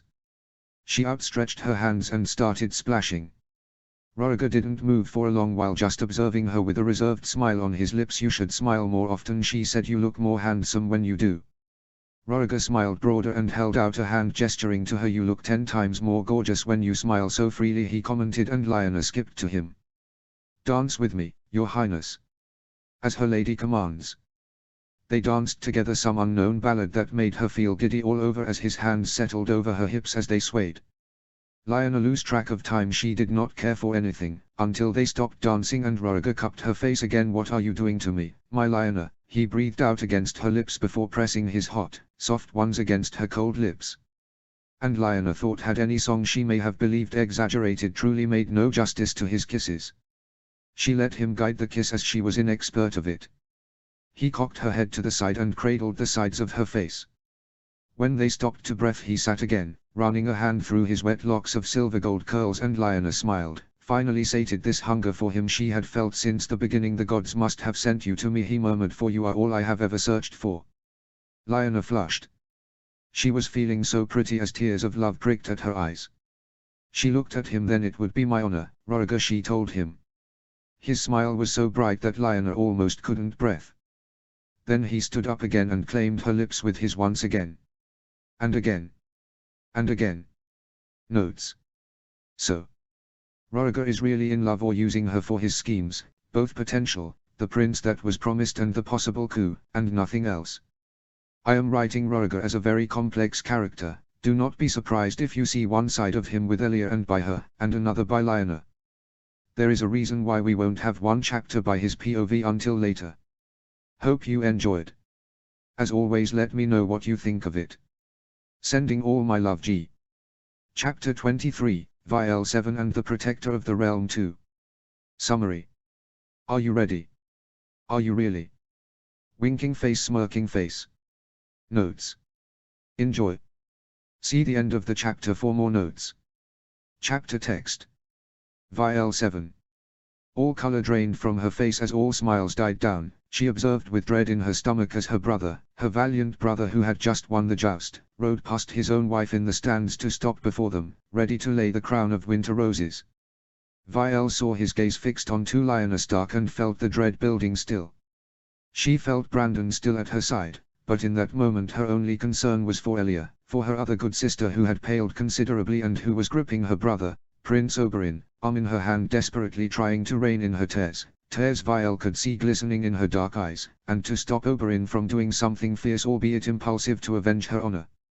She could not believe Rhaegar would offend his wife so, the very same wife who almost lost her life to give him his children, one of whom was his heir. How could he dare? She felt the rage flare in her, and decided something must be done, especially since Lyanna was blushing all the way to the roots of her dark hair. Without waiting for even a moment, she stood up abruptly, commanding the attention of all the stands. She was glad now to have sat with her husband's family instead that in the royal stand, for she would not be able to stop this madness if she had instead favored the Targaryen pavilion. She reached out with her hands, her jaw set and her eyes shining menacingly at her brother even as she smiled down at him, the softest she could muster. Her brother set his jaw and his eyes sparkled dangerously. Yet Vial knew the truth. She could make all of this less offensive and scandalous if her brother was to declare his sister Queen of Love and Beauty instead of Lioness Dark. Even the Dornish party wouldn't be too offended. Roriga laid the crown of winter roses in her outstretched hands, managing to muster a smile. "Motherhood suits you, sister," he declared, and she could feel the whole of the crowd exhaling a breath as Elia's eyes, still glistening with tears, were also filled with gratefulness at Vial's quick thinking. "My thanks, brother," she replied curtly. She then turned in the stands and smiled softly as she began to climb, aided by Brandon's hand ready to help her up, to the royal pavilion where Elia stood. Gently she moved in the crowd, parting for her as the wind lapped in her face. She reached her good sister and swiftly bent down to put the laurel on her dark head. "Here, sister," she said, "let's share together the joys of motherhood." At first the clapping was timid, but as soon as the Starks and the northern party joined in, it grew raucous, and Vial sighed softly, thanking the mother, the maiden and the crone she had managed to avert a diplomatic incident.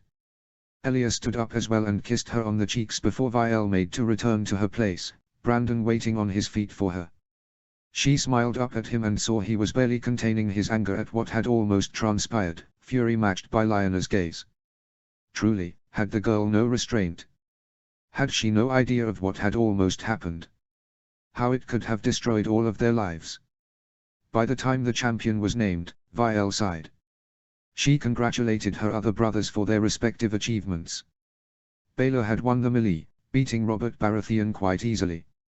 Viserys and Inys had both joined the joust, and Viserys, strong of more experience, had managed to unseat Inys with a maneuver Vial was almost sure was at the limit of the foul play, but had lost against Sir Barristan, who had then competed with Roriga. Roriga, who kept looking at her on fury. Suit him, let him try and reproach her, she would ring his head like a bell, for such a terrible conduct from a crown prince.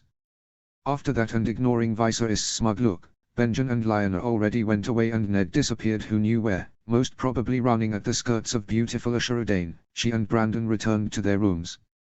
"I am sorry," she stated when Brandon declared he was going to kill Roriga if the sod even tried to do something to Lyanna, and Vial had not the heart to tell him she was afraid Lyanna was hiding something from them. "I did the only thing I thought would help," she admitted. "The Dornish would have been livid if he crowned Lyanna. It is less scandalous that he crowned me, and with me going to Elia they may believe we staged that together to honor the birth of Aegon, Osric and Canlead," she mumbled. It was a far stretch, but no one could have the certainty he would dishonor his wife for a girl intended of another this way.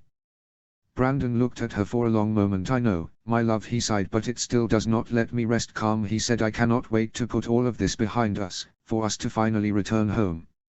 I miss Winterfell." "I do as well," she replied softly, coming to sit by his side. "Soon all of this will be over," she said. "Only another banquet with my father, and then we can politely make our way back home. I miss the snows."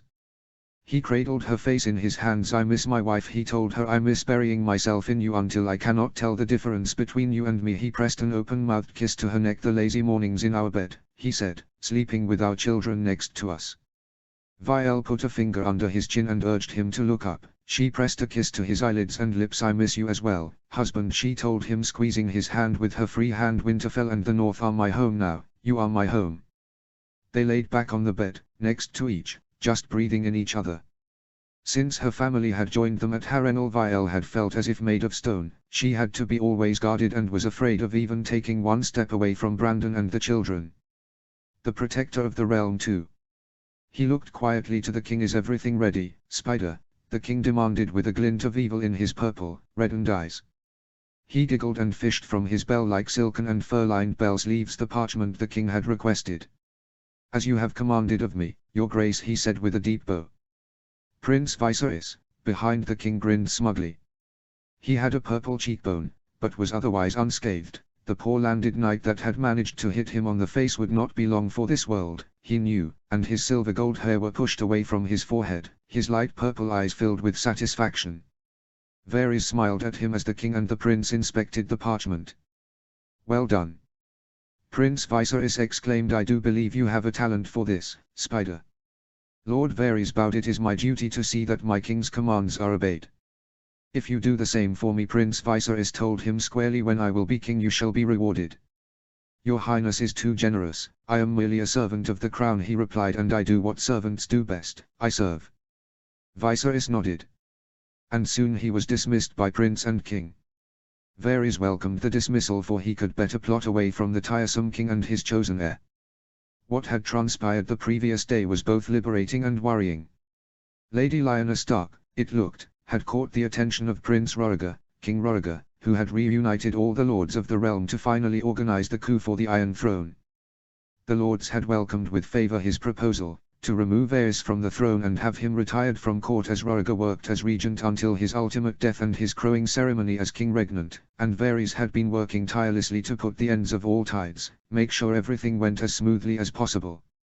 The change needed to be as swift and smooth as it could to make sure the realm did not pay the price for it. Now, Lady Lyanna could come in helpful, especially since the North would be offended if everything went to plan, but if Lyanna Stark would stand by Rhaegar, the game started to sound as a victorious. If that debacle had proved anything, was that Varys had seen true. Princess Vial, soon to be great queen consort to her brother, he was sure, was born to rule. She had easily resolved what could have proved to be a diplomatic incident and had easily softened the Dornish to it, making the blow less strong to their sensibilities. Now, in a perfect world, Elia Martell would retire, Princess Rhaenys could be promised to one of the Stark boys to appease the northern sensibilities, and Rhaegar and Vial could rule as they were supposed to since the very beginning. Varys was sure the Maesters could find that Princess Elia's health would be better cared for on Dragonstone. Political exile, Varys would even let her have a small court, but the real ruling bloc would be Rhaegar and Vial.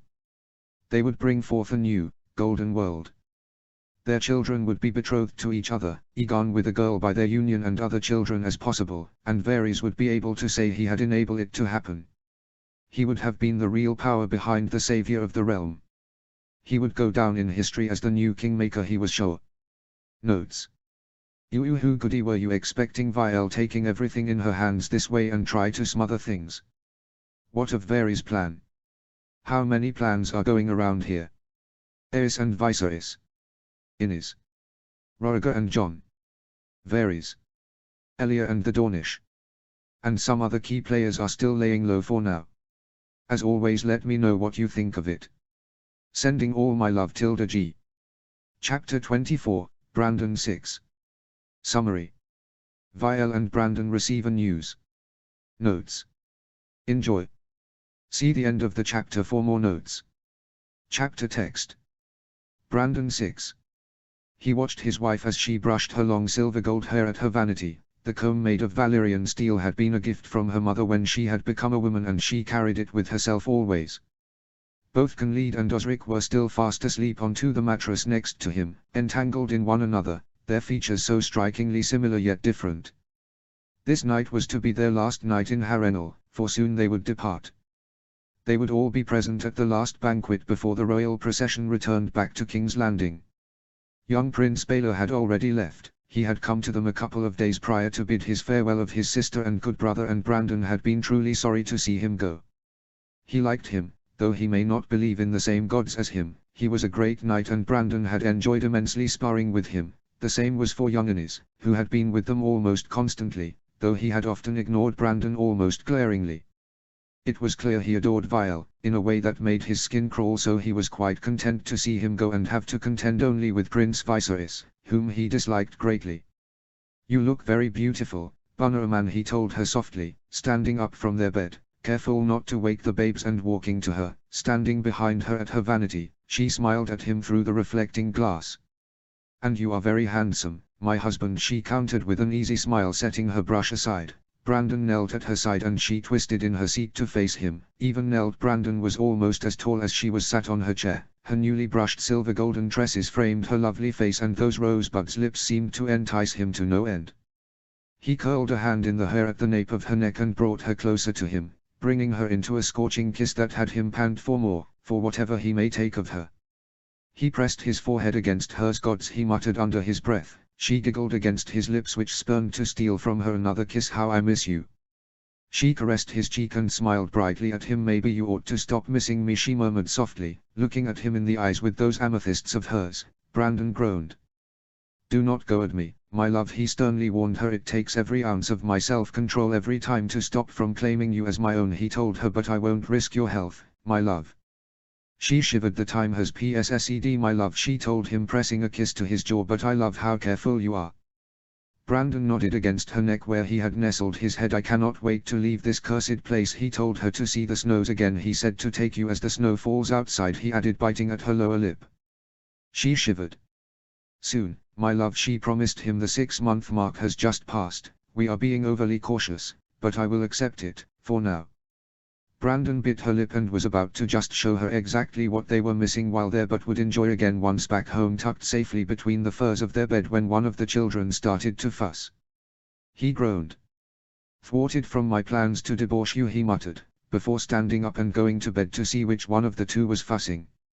Unsurprisingly was Conlead, who was fussing and was about to start to cry. He picked up the child from the mattress and started to rock him in his arms. His wife secured her dressing gown over her nightgown and stood up as well, coming to him, her arms outstretched. "He sounds famished," she commented.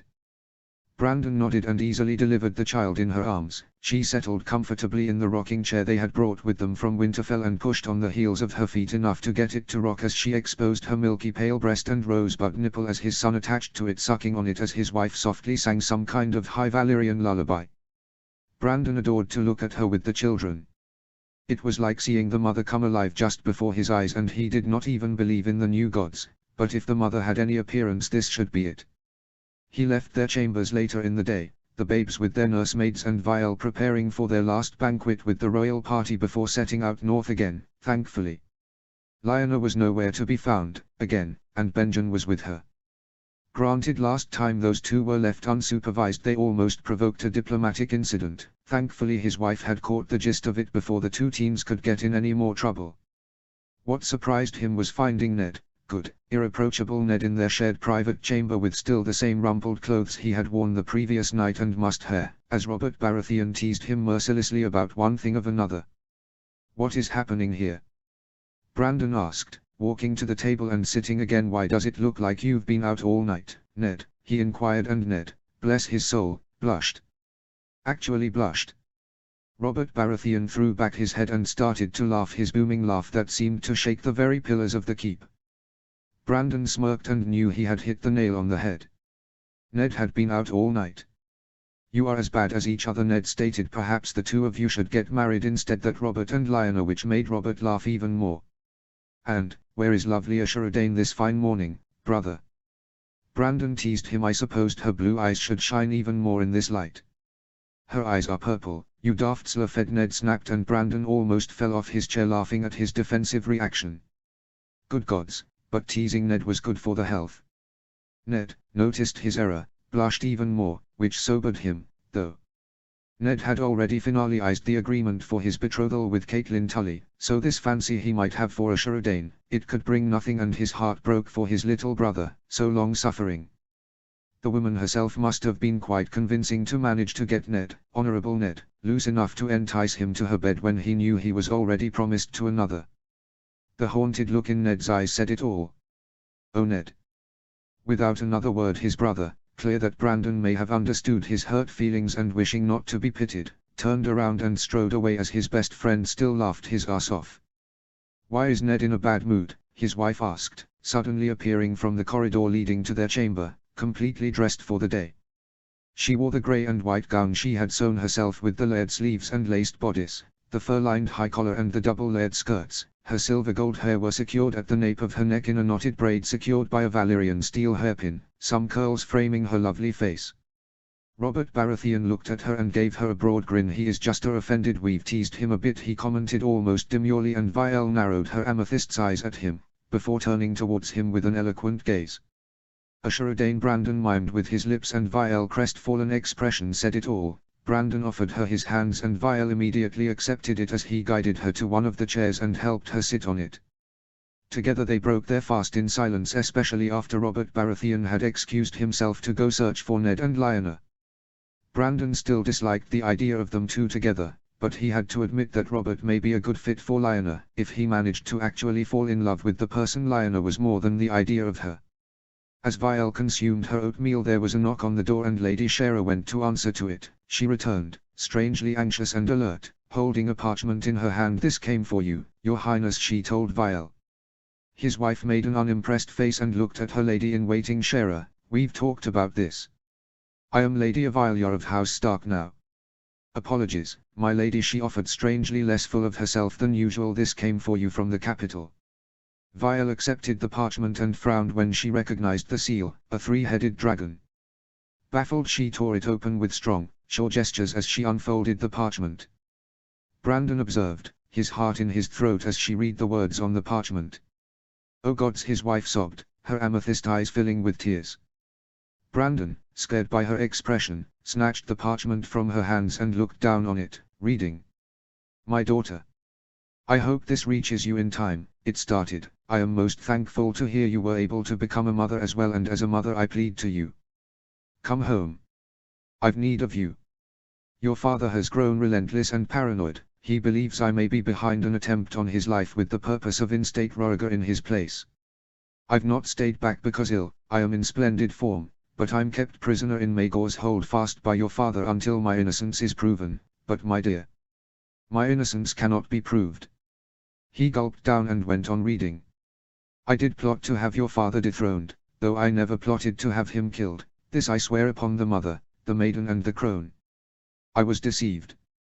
Your father has grown paranoid of all of his children save Viserys, who humors his every whim." Brandon had noticed the preference the king seemed to have for his second-born son, and he means to have them all removed from the line, killed as he would kill me.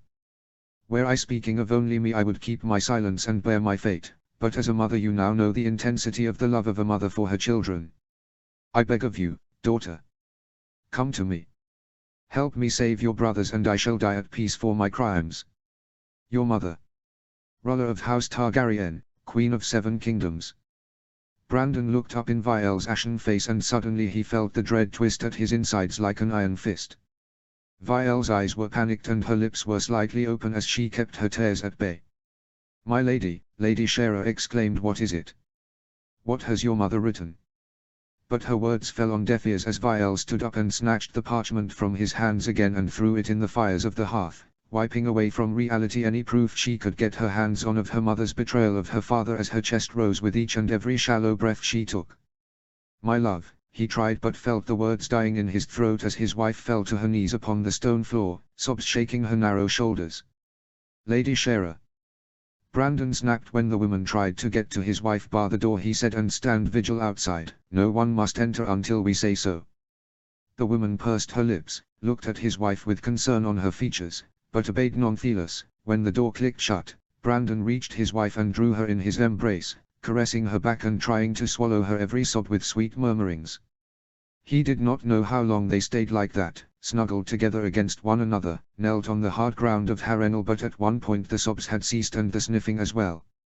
"I have to go south," and with that every shorty Brandon had went breaking into a million pieces, but he had already expected as much from her. How could any child ignore the plead of a mother? "All right," he said, "we can claim we want to visit your ill mother," he said, introduced to her the boys. She drew away from him, her eyes were red and puffy, her face pale and tear-stricken. "I have to go south, Brandon." This stopped him short. "Absolutely not," he protested, standing up so suddenly his wife was left alone on the ground as he started pacing. "You are not facing that layer of betraying, lying shits alone." "Listen to me," Vial pleaded, standing up. "I won't, but you have to listen to me." When still he hadn't stopped pacing and shaking his head at her, she forcefully took his face in her hands, shaking him a bit. "You must listen to me," she exclaimed. "The babes will not be put in jeopardy." She told him they have to be safe at home. Brandon shook his head, feeling the angry tears starting to fill his eyes. "Listen," there was iron in her tone now, "if we will survive this, we have to fight smarter, not stronger," she told him. Brandon looked at her as if he could not believe she was real, as if she was some sort of shadow. "And how do we fight this smarter?" "By killing your father here and now." "Do not even utter such things. It's treason." "What you mean to do is treason as well," he countered, and Vial's face morphed into that of Princess Avilia Targaryen. "Only if they catch me," she stated. "I will go down south, claim I want to see my mother." She said, You will return north and prepare for war." Brandon felt his eyes grow as she spoke. My love," she stated, "you will prepare for war. The troops must be ready. I will try and smooth things as much as I can, but if I fail, and that is quite probable, we have to be ready. I won't leave your side. Nor now nor ever, especially if there is a war brewing." "You must," she told him. "You will see the boys back in Winterfell and Ned married to Catelyn Tully." She said, "This way the Riverlands will stand by us. Meanwhile I will study a foolproof plan." Avilia. You've seen my father. The realm will bleed sooner or later with him on the throne. If a war has to happen, I rather it happened on our terms than his. She stated. I will try and gauge the situation back in King's Landing. Who would stand beside us and try to smuggle my mother and brothers away from his clutches? She added. Then I will return home and together we shall face what may come. Why do you have to be the first in line? Brandon snapped. That's supposed to be me. He glared at her and Avilia chuckled in dark humor. Because I know the Southern Court, they would munch you and spit you whole there, Brandon. You are far too direct, far too honorable. I, on the other hand, know how the court works. I can make it work with me. It is a dangerous game, he told her, and I won't stand for it. I promised to protect you with my life the day I married you. Nothing will befall me, Brandon, she replied, her amethyst eyes burning like flames. If pushes come to shove, I will find the way to escape. You cannot know that.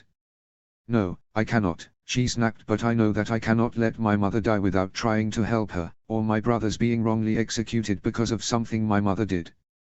Brandon shook his head. If you do this, the damage may be irreparable, he told her, heartbroken. Vielle wet her lips. Brandon, I need you to support me in this. I need to know you will have my back. I promise if things get difficult I'm out of there sooner than one can say. My father executes people with wildfire and I am resistant to fire. If push comes to shove, I will demand a trial by combat. You shall be my champion or I will stand against the fire and win. You may be resistant to fire, Brandon told her, but you bleed the same as me. Vielle bit her lip. Tell me you understand why I have to do this, she muttered. Tell me you do. I do, he stated. I do not understand why you say I cannot come with. Let me come with you. Ned is more than perfectly able to help father to prepare the North for war. Oh Brandon, she murmured, what about the children? What if something does befall us in the South? Are they supposed to grow up without both parents? She asked. You must be their roots and their shield, Brandon. Our children will need you. And the North needs you, she countered. You told me, you are its protector, that the North chose you, that's why you wield ice and not your father. No one but you can lead the North into battle, my love. And I cannot do this without you. And you won't have to, she promised him, because I will be in and fast out of King's Landing, just enough to settle this matter. I have 4 brothers down there and friends, she added. I will be safe. You cannot know that. Then pray, Brandon, she said. Pray. You will bring with you also Roderick, he bargained, and 10 northern guards, he added. If you are not on your way back home in 2 moons, I am riding to King's Landing myself and be done with it. See how your father likes that. He saw her shiver in his arms. She promised, bringing him flush against her in a bruising kiss. Brandon twisted her hair in his hand and tugged at it, exposing her milky pale neck and attacking it with kisses, leaving love bites on her whole body as he tore her bodice apart and pushed her skirts around her waist, the top half of her body half exposed, her wool stockings bruising against his skin. Vielle gave as good as she got, clawing at his back and neck, biting at his lip and tugging at his dark hair. The moment they were skin against skin, Brandon brought her flush against him and astride of him, driving home into her, desperate to feel her engulf him, and she did. If one hair upon your head is touched, I shall bring winter to their doors, he stated as they picked up a rhythm as if they had not been forced to not be together so long. She nodded desperately against his lips. Remember, he told her, you are a Stark now. What are our words? Vielle panted them out, and Brandon was there to kiss them away from her lips time and time again. Winter is coming. He promised. Tell them all, he told her as he started to spend inside of her. Tell them all. Winter is coming for them if they even think of harming you. Later, as they laid entangled on the floor, the door still barred, alone, she traced the claw marks she had left on his chest. I will tell them all, she promised him. Winter is coming. He drew her closer and sweetly kissed her lips. I promise you, Brandon. I will return home safely to you, she told him as she snuggled closer to him again. Either that, my love, or no, this world will freeze over, he told her, drawing patterns in the skin of her milky back. For my thirst for the blood of those who have harmed shall never be sated. Wolf blood, his father called it. Brandon had plenty enough of it to make good on his promise. She looked up at him with her amethyst eyes filled with flaming determination. They settled content together. She wrapped in his cloak to keep at bay the cold. Though his wife was warm enough, he could walk in the snows of the lands of always winter bare with her in his arms and still be scorching hot. Brandon closed his eyes and clenched his jaw, his hold on his wife becoming stronger. How was he supposed to let her go? He believed in her. He saw the cleverness in her plan. he knew they would not dare to harm her. The people loved her. What could he do but obey her? Prepare for war, keep the children safe. He snuggled closer to his wife and damned heirs to the seven hells and beyond. Chapter 25, Share 2 and Vial 8. Summary. We learn some things. Notes. Enjoy. Yeah, I know I should have updated yesterday, but I was having a very shitty day. So, here it is anyway. Hope you enjoy. See the end of the chapter for more notes. Chapter text. Just watch me now. Just watch me now. I've got something for you. A little more for you. You won't believe your eyes. Just watch me now. I'll give it all I've got. Not any less. Share 2. She forced herself not to leap in happiness as they watched the northern party depart from Harrenhal. She had stood by her princess' side as she bid farewell to the Starks, and Shara had been barely able to contain her smile. She had hugged the Maester, who would return to Winterfell with the Starks as to not arouse suspicions, and had watched clenching her jaw as Brandon Stark drew her princess in an embrace and kissed her squarely on the mouth before the whole court reunited in Harrenhal, tilting her chin up and carding his hands through her silver gold hair as if to stake his claim on her princess. The princess had returned his kiss, and when they had let go of each other, her chest had been raising with each shallow breath she took as she looked through hooded eyes her husband. Not for much longer. Princess Avalia would be heartbroken over the children, Sharon knew, for she loved them even if they would be nothing but bastards on their mother's side, but she was sure that in time she would grow to think fondly of them in the snows where they belonged, north with their savage father, as she nurtured the children she would have by her new husband. She and the Maester had in fact started to work endlessly to get Princess Avalia married to one of her brother, possibly Innis, who she could never grow to love as a man but only as a brother, but who loved her so dearly he would do everything just to get her to his side. And Shara wanted everything for the princess. She deserved everything. Princess Avalia kept looking at the party, and Shara had not held in a snicker for every time Lord Brandon turned around, twisting in his saddle to look at her, and how many times Princess Avalia had to send him a nod. Lady Lyanna was looking back all the same to them, though she sent a scathing look toward the princess.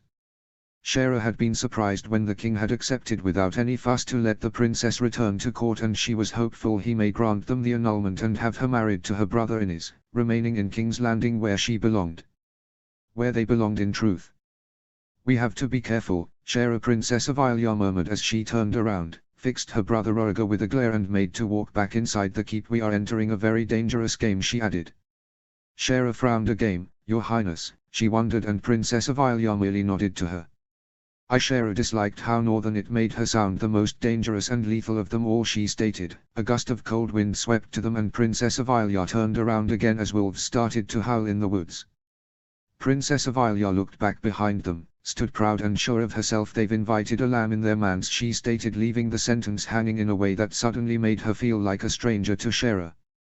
Shara looked at her princess, beautiful and sweet, and in the set of her jaw for a moment she saw Sir Selhino. In the tilt of her chin, her husband. She had spent too much time with those savages. Shara was only happy then soon she would return to herself, would become once again her beloved princess, and together they would spend their days in the Red Keep or wherever she may go with her new husband.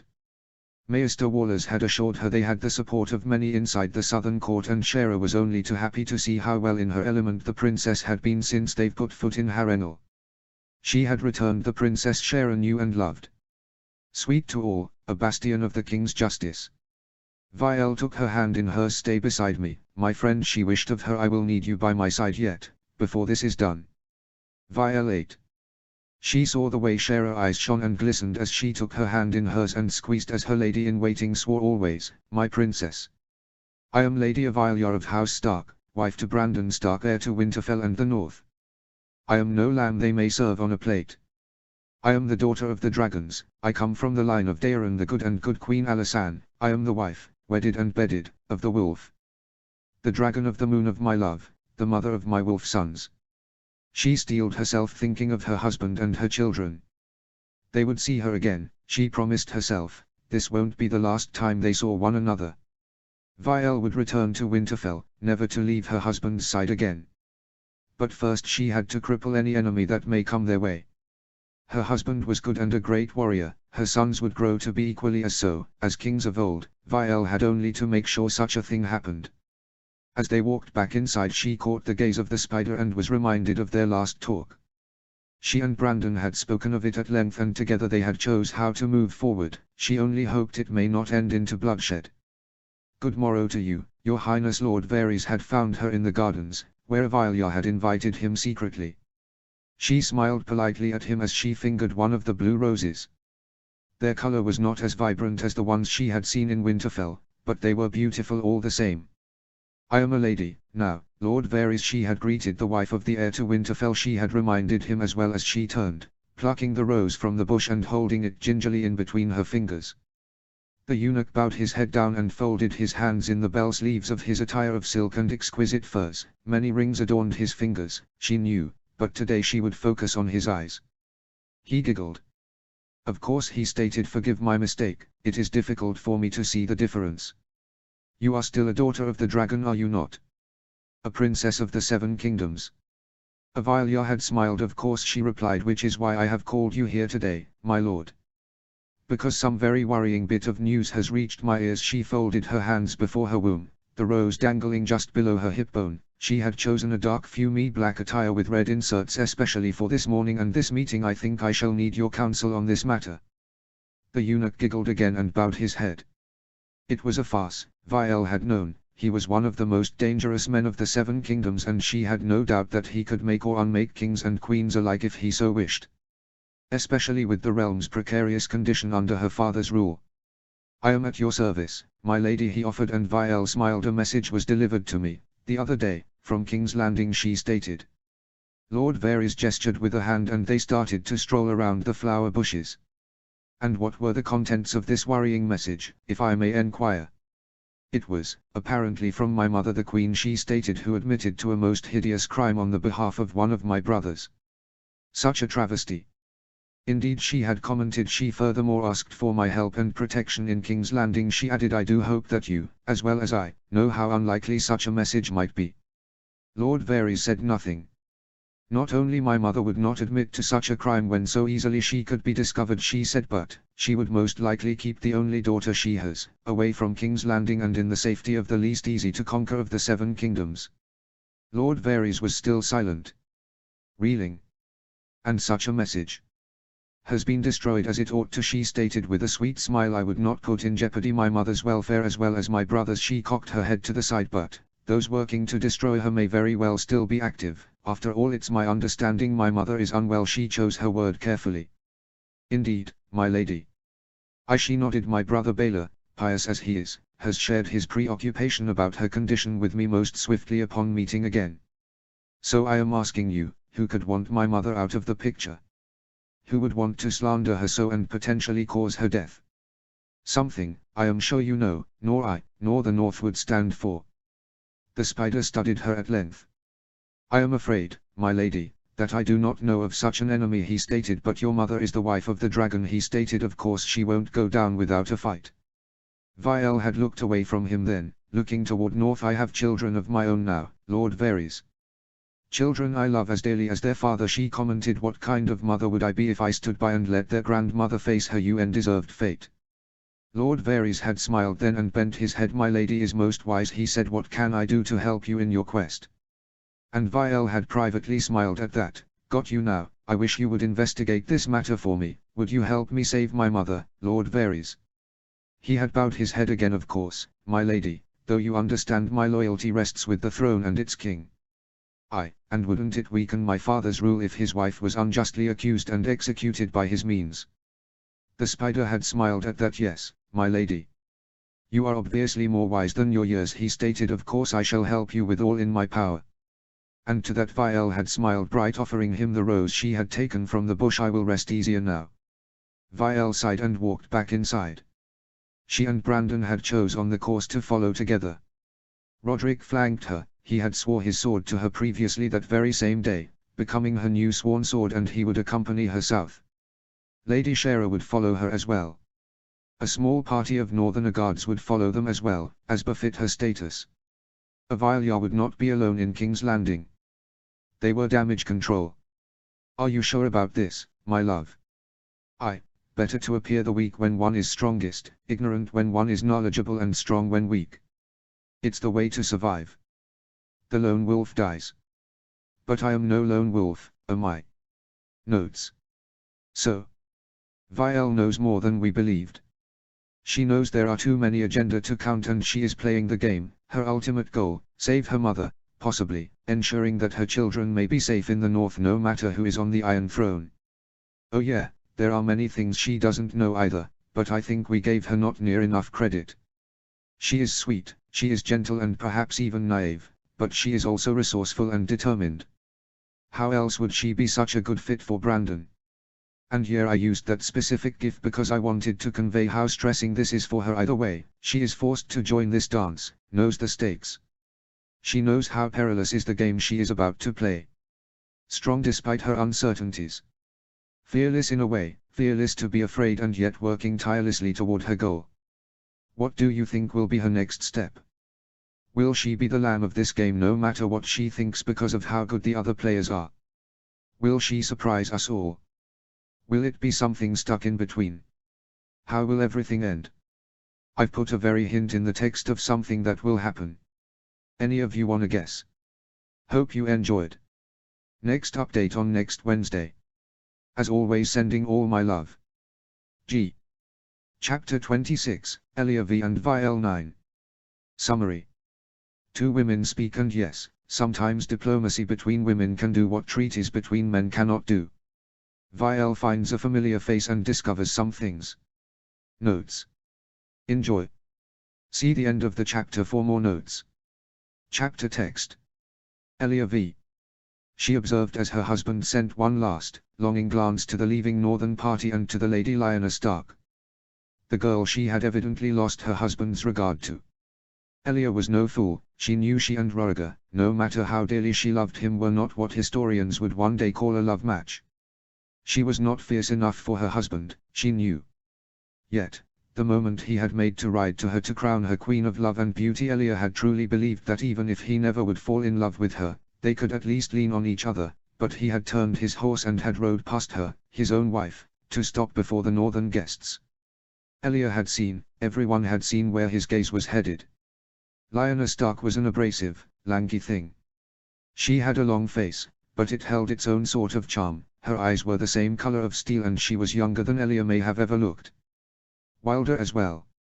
The wolf maiden was beautiful and strong, yet she was also but a teen, barely on the brink of adulthood, her childhood not that far behind and still present in her cheeks and eyes. Elia had never been so carefree, perhaps. She had felt Oberyn stiffen at her side and she had known her brother was starting to rage. She could not say what could happen now if Roriger crowned Lyanna Stark Queen of Love and Beauty instead of his wife. It would be scandalous. The Dornish would not stand for that. But then Vielle had happened. Honestly, Elia could not have loved her good sister more if she tried. The young princess, too tender and kind for the likes of her brothers, had stood up with a confidence Elia had never seen her racked in and had reclaimed the laurel of victory from her brother. Roriger had been cornered then, but had been forced to play Vielle's game. Motherhood suits you, sister. This was the kind of scandal they, as a royal couple, could take. Her good sister then had proceeded to reach them and crown Elia as if in her husband's stead, claiming the two of them, Dornish and Targaryen, would share together the joys of motherhood, linking forever the birth of her children to those of Elia. In the mind of the people now on, the crown of love and beauty would have been given to the new mothers of the Targaryen and Stark houses, binding them forever. Roriger had raged then, in the privacy of their chambers. And this time Elia had raged against him as well. How dare she, he had exclaimed, fury etched into his very handsome features. She had no right. How dare you, Elia had calmly replied, her eyes in storm. Ride past your own wife, the mother of your children, the mother of your heir, to crown a girl promised to another. He had come close to hit her then, although he had restrained himself. Do not poke the woken dragon, Elia, he had warned her. Elia had rose to the challenge there. If they could not have love, Elia would fight tooth and nail to have respect at the very least. You forget, husband, that I am not some lowly wench you raised above her station. The jab at Lyanna Stark less than impressive nobility if confronted with hers. I am a Martell of Sunspear, a son of Dawn, and I descend from Daenerys Targaryen as well, just as you descend from Miriam Martell. There is dragon in my blood as well, so what of my fury? Roriga had been speechless and Elia had gone for the kill. I don't care if you bed her or 1,000 other girls like her, she had stated, although every word had been like a stab in her heart. I don't care if you plan to make her your mistress, please, be my guest. I care not for your love, shower the Stark girl in it for all I care, but I demand your respect. She had took her son from his crib where he had started to fuss, to rock him in her arms. I am your wife and I will be your queen, the mother of your heir. You will show me the respect I deserve. Or else. Roriga had Edmunded of her and Elia had sealed her own fate in regard of her husband. Or else you shall learn that even sun rays can be deadly. They had yet to spoke after that, and Roriga had taken the lot of victory from where she had laid it on their bed and destroyed it, the buds of blue roses falling to the ground in his fury. He didn't even look at her when they were forced together because of the children, and although it weighted on her soul like a rock, Elia suffered through it. She would not back down from this. And to prove her point she had went as far as gift one of the buds, the only one not destroyed by Roriga's fury, to Lyanna Stark as a parting gift. The girl had been furious, but Elia had cornered her by offering her the flower publicly. Take this, she had told her, a show of good faith. I have nothing against you personally, Lady Lyanna. The girl had to contain a snarl and had accepted the flower with fury in her every features. Perhaps she and Roriga really did deserve each other. Because they even behave similarly. Elia knew the girl was not guilty of her husband's infidelity. She had no doubt he had yet to take the girl, because otherwise he would have pointed it out, pressed salt in her wound, when they fought over it. Yet a part of Elia couldn't stop thinking the girl was encouraging her husband. She may not have actively tried to entice him away from her bed, but that she had done all the same, and with the situation they were in. It could mean danger for Elia and her children. Bastardy for the children Elia had risked her life to bring into the world. She could not let that happen. No matter the cost. Vial rode with them after the first few days of procession back to King's Landing in their carriage. Her good sister was different, and yet not at all. Elia had always known Vial was neither weak and neither a fool. She was incredibly intelligent and clever. She navigated the southern court with easiness despite having spent much of her formative years away from it on Dragonstone due her frail health, yet it looked now like staying in the north had done wonders for her confidence. Elia couldn't help but be thankful to Brandon Stark for having made her shed her cloak of insecurity and become the woman she had always been underneath her gentleness. Vial too was at the end of Roriga's silent and cold shoulder treatment, yet she bared it with grace and confidence. She even smiled at her brother, although her smile hid fangs underneath. You should not have come, Elia told her, one day, as they reached the outskirts of the country around King's Landing. Less than a day of march away, it will be dangerous. Vial had studied her with her purple eyes. I know, sister, she replied curtly, but someone is trying to frame my mother for a crime she did not commit. I won't stand idly and wait to see if my father is truly that far gone to try and kill my mother. I refuse. Elia shook her head. No, Vial. Your mother is only ill, she stated, she's not a criminal. Vial's eyes flamed. Don't I know, sister, she stated, her tone dripping with courtesy and coldness, and perhaps I would neither know of the malady and its cause if my brother Baylor did not see it fit to tell me the truth of it. Elia looked down her hands and felt Ashura stiffen at her side, ready to rise in defense of her princess. She rested her hand on Ashura's folded ones in her lap to silence her and looked up at her good sister. I was trying to keep you from King's Landing, sister, she replied. The capital, it's not the place you remember. Not anymore. Your father, the gods only know what goes in his head, but he is not the biggest threat. No one will harm me. I am now a lady of House Stark, Vial said. Unless my father wants a war at his doorsteps, he won't raise a hand on me. It's not your father that should worry you, Elia said. Account for him to do whatever he pleases, because he will not care for war at his doorstep. It's Viserys you have to look out for. He wants you to wife, Vial. She saw the moment surprise floated in Vial's eyes. I am a married woman. A mother. When has that ever stopped a Targaryen? Elia asked softly. Vial blinked suddenly, unsure. No Targaryen would take depleted goods. I am my husband's. Elia shook her head. Not now that you have proved to be able to carry sons and heirs in your womb, she stated. Jon Knighton even wanted to convince Roriga to set me aside and take you to wife if I failed to give him an heir. Vial frowned. Viserys has had the same thought. If one of them has you to wife, no matter who is the oldest, they will rule over the 7 kingdoms because Aes would sooner prefer pure Valyrian sons on the throne than half-bloods. Vielle fisted her hands in her lap and closed her eyes, her jaw set. When she opened her eyes there was a firm kind of determination reflected inside the purple orbs. Tough luck then, she stated, for I will ensure mother's safety with any means necessary, and I will return home, north, to Winterfell. To my husband and my sons. Elia nodded to her, seeing in her a kindred spirit. Had Vielle been born a man, Elia would sooner be wed to her than Rhaegar, no matter it would put her and her children down the line of succession to the throne. Elia offered Vielle her other hand and her good sister took it. I will do all my power to help you return to your children, Elia promised, and one day our children will stand together and the realm shall be better for it. Vielle studied her. Are you offering your daughter to marriage? She asked. Not yet, and not necessarily. A Targaryen with a Stark at his side has always reigned over the 7 kingdoms. Torrhen Stark, Cregan Stark, they all ensured the rule of the rightful king. Let us be the bridge between north and south, sister, that our children be brothers in all but blood, and the realm will know peace and justice. Vielle studied her. Aegon is the second in line of succession, Elia. Do you truly fear that my father may do something to exclude him? I know he plans to make Viserys his heir. But you know Viserys, do you truly think he would be a good king? They all knew Viserys danced way too close to the madness that claimed his father. She knew Vielle saw it as well. Besides, Rhaegar was the oldest, his heir, Aegon next in line after him. The Dornish will never stand for it, Elia added, just as you wouldn't stand to see your children robbed of their birthright. I am a mother, defending her children. Vielle nodded.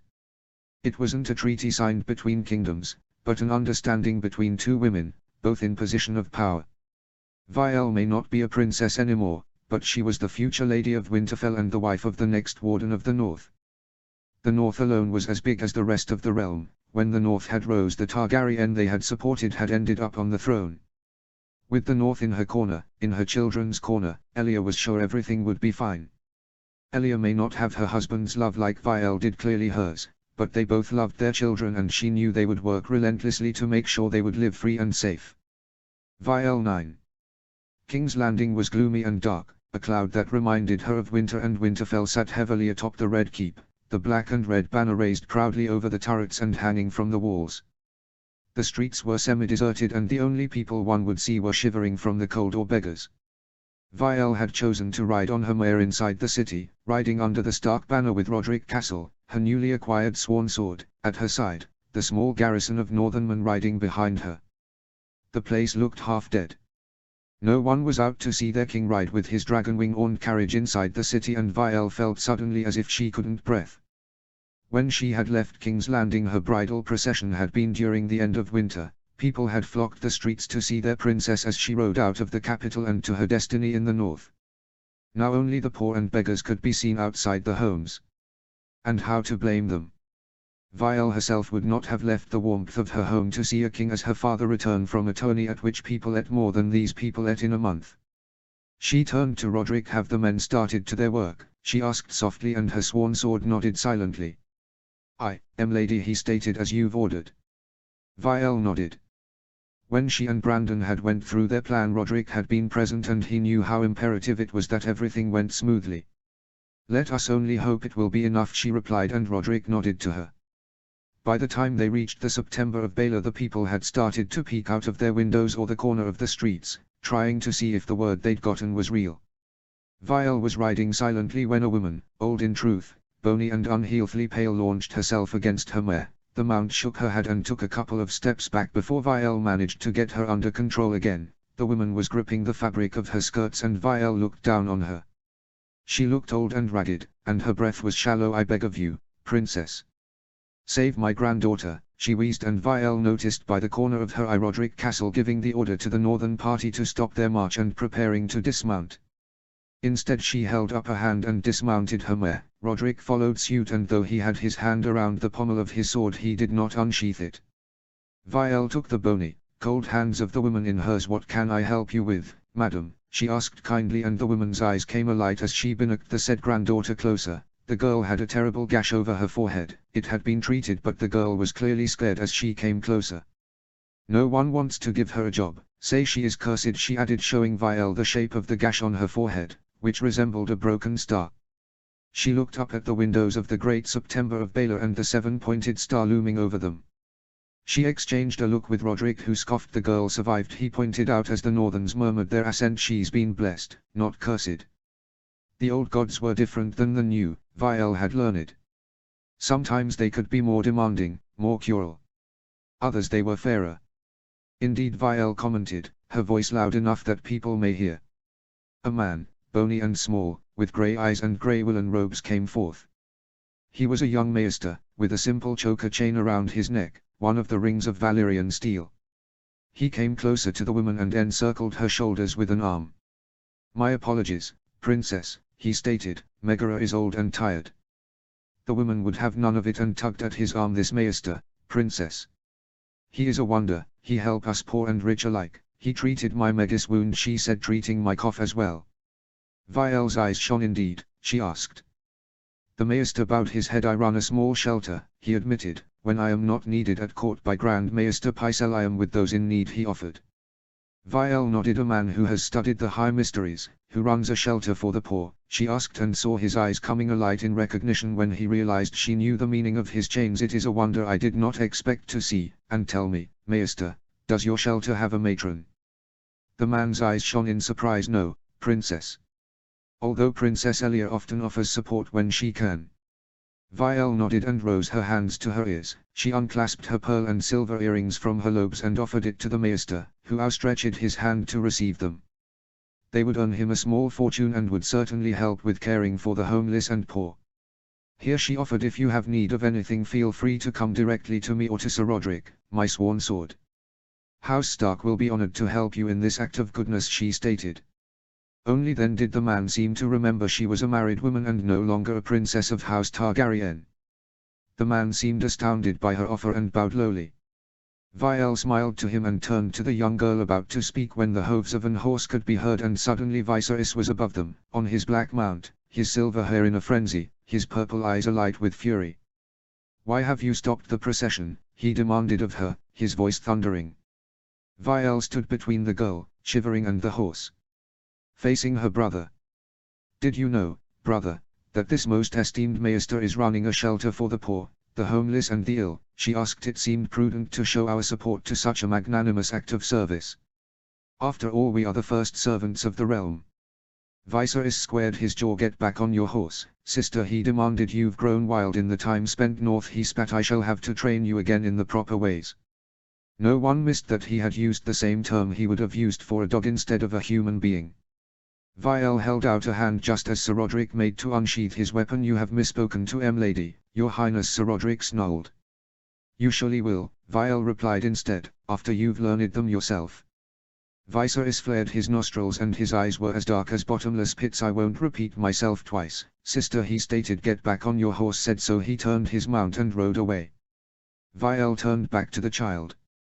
"Your name is Meggie, right?" she asked, and the little girl nodded. "Very well, Meggie. You must take good care of your grandmother. I will send Lucas with you." The guard in question immediately came forth. "If you need anything, don't hesitate to ask him. If you'd like, when I make my way back north, you may accompany me." "Thank you, princess," the old woman said as she embraced her granddaughter. Vielle nodded to her and turned to Roderick. "Make sure no one disrupt the peace of the shelter," she told him, and Sir Roderick nodded, dispatching some of the men they had with them to the purpose. "I am no longer your princess, madam. I am Lady Avalia of House Stark," she stated. She turned to the maester again. "If you have need of anything, call and House Stark shall answer the call." The maester bowed lowly. "Thank you, Lady Avalia." Vielle nodded to the man and then accepted Roderick's hand to mount on her mare again, restarting the procession with all due calm. Her brother could go choke on his own arrogance for all she cared. As soon as they reached the Red Keep, Vielle met with Inez and Baylor, who were waiting for her, and excused herself from court. Together with Sir Roderick she walked to Maegor's Holdfast to go visit her mother. The servants of the keep were surprised but elated to have her back, and Inez was following her as he always did, like a lost puppy. It would serve nothing, he had to grow up. Defend their mother. They all did. How could they just stand back and watch as their father did what he liked with her? "Sister." Inez tried, but she held up a hand, stopping her tracks. "I won't hear of it," she seethed. "What kind of man do you pride yourself to be? She demanded, to not raise a single finger when father raises his hand on mother. She looked in Baylor's dark eyes as well. What kind of man you both think you are? Where is your filial piety? She snarled at both of them. When they made to reply she rose her hand. Go away, I cannot even bear to look in your face. Now when they lingered she set her jaw now. Then Baylor tugged at Inez and dragged the youngest prince away, knowing better than to fight with her about it.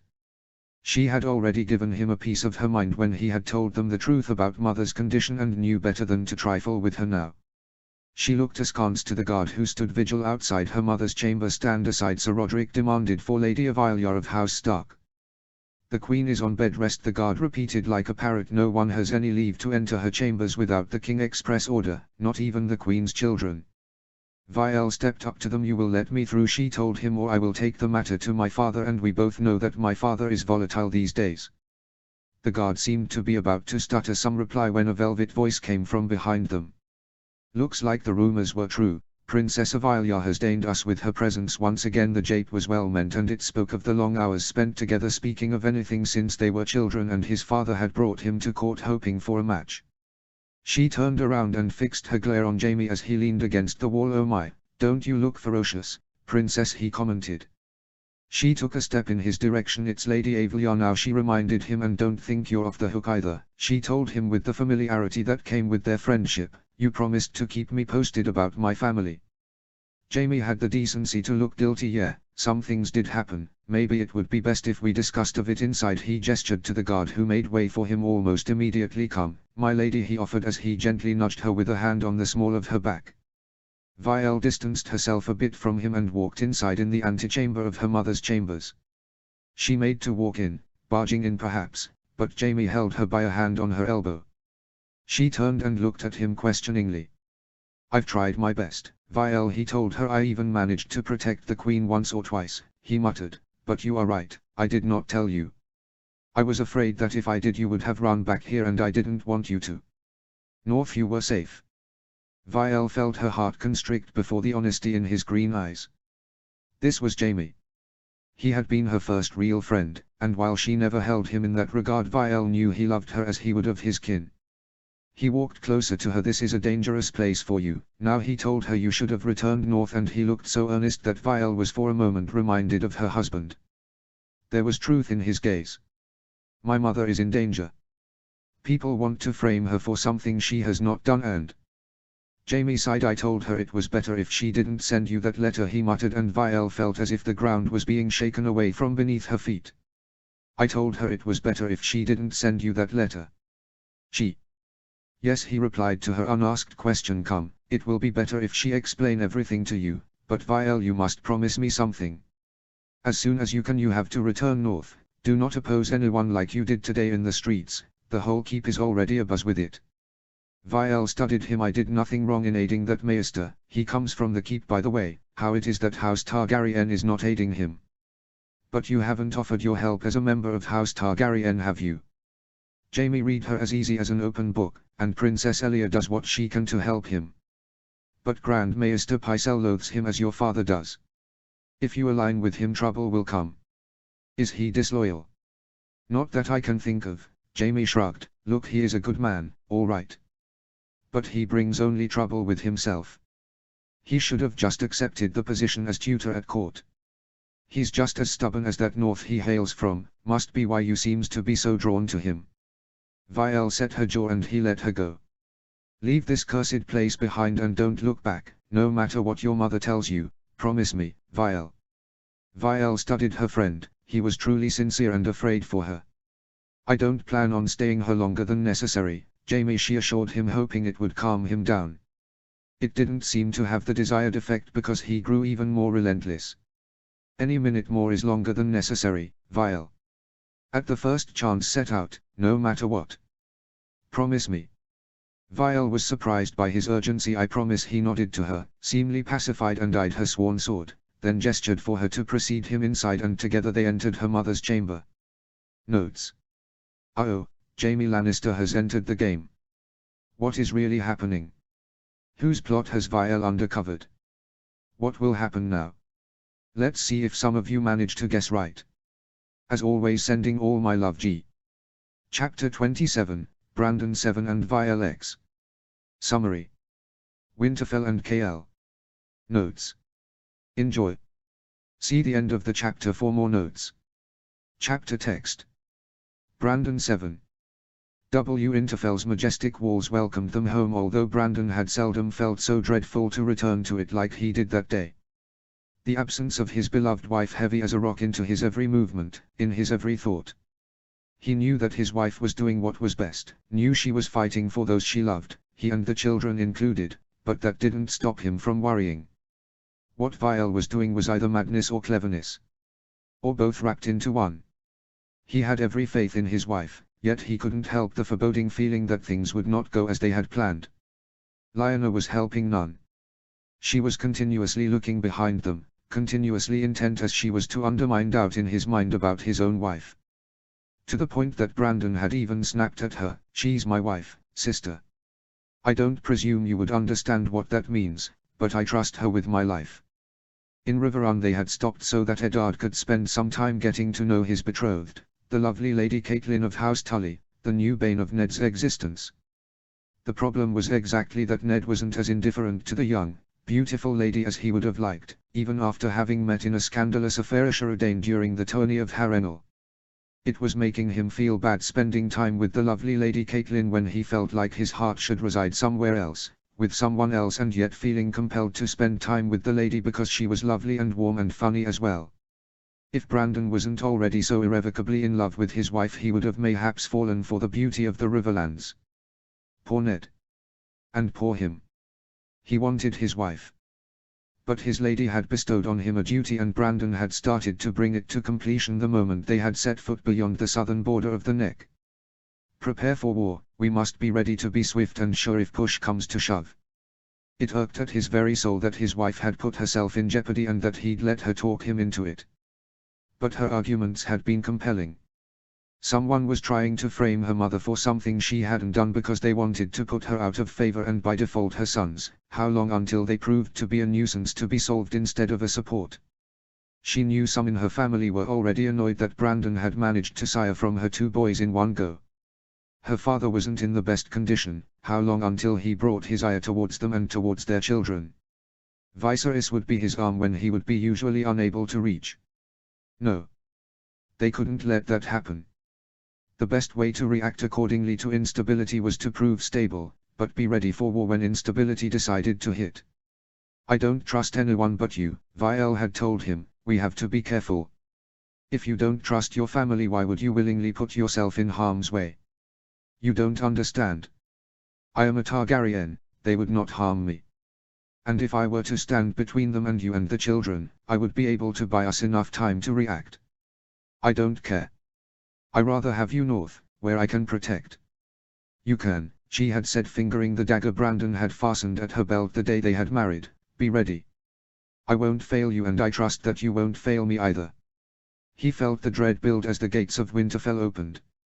He had awaited this day with so much hope, because he desired nothing that take his wife back into their chamber in their keep, in their bed, and do not let her out of it for days to no end. Instead here he was, preparing for war and alone. Conlead, secured to his chest by a fur-lined cloth, started to fuss, hitting him in the chest with his small fists. Osric, secured near his brother, was still blissfully asleep. Brandon had not been able to let the children out of his sight since he had bid farewell to his wife. "She will give him stars to guide him when his path darkens," he recalled the giantess' words about his lady wife.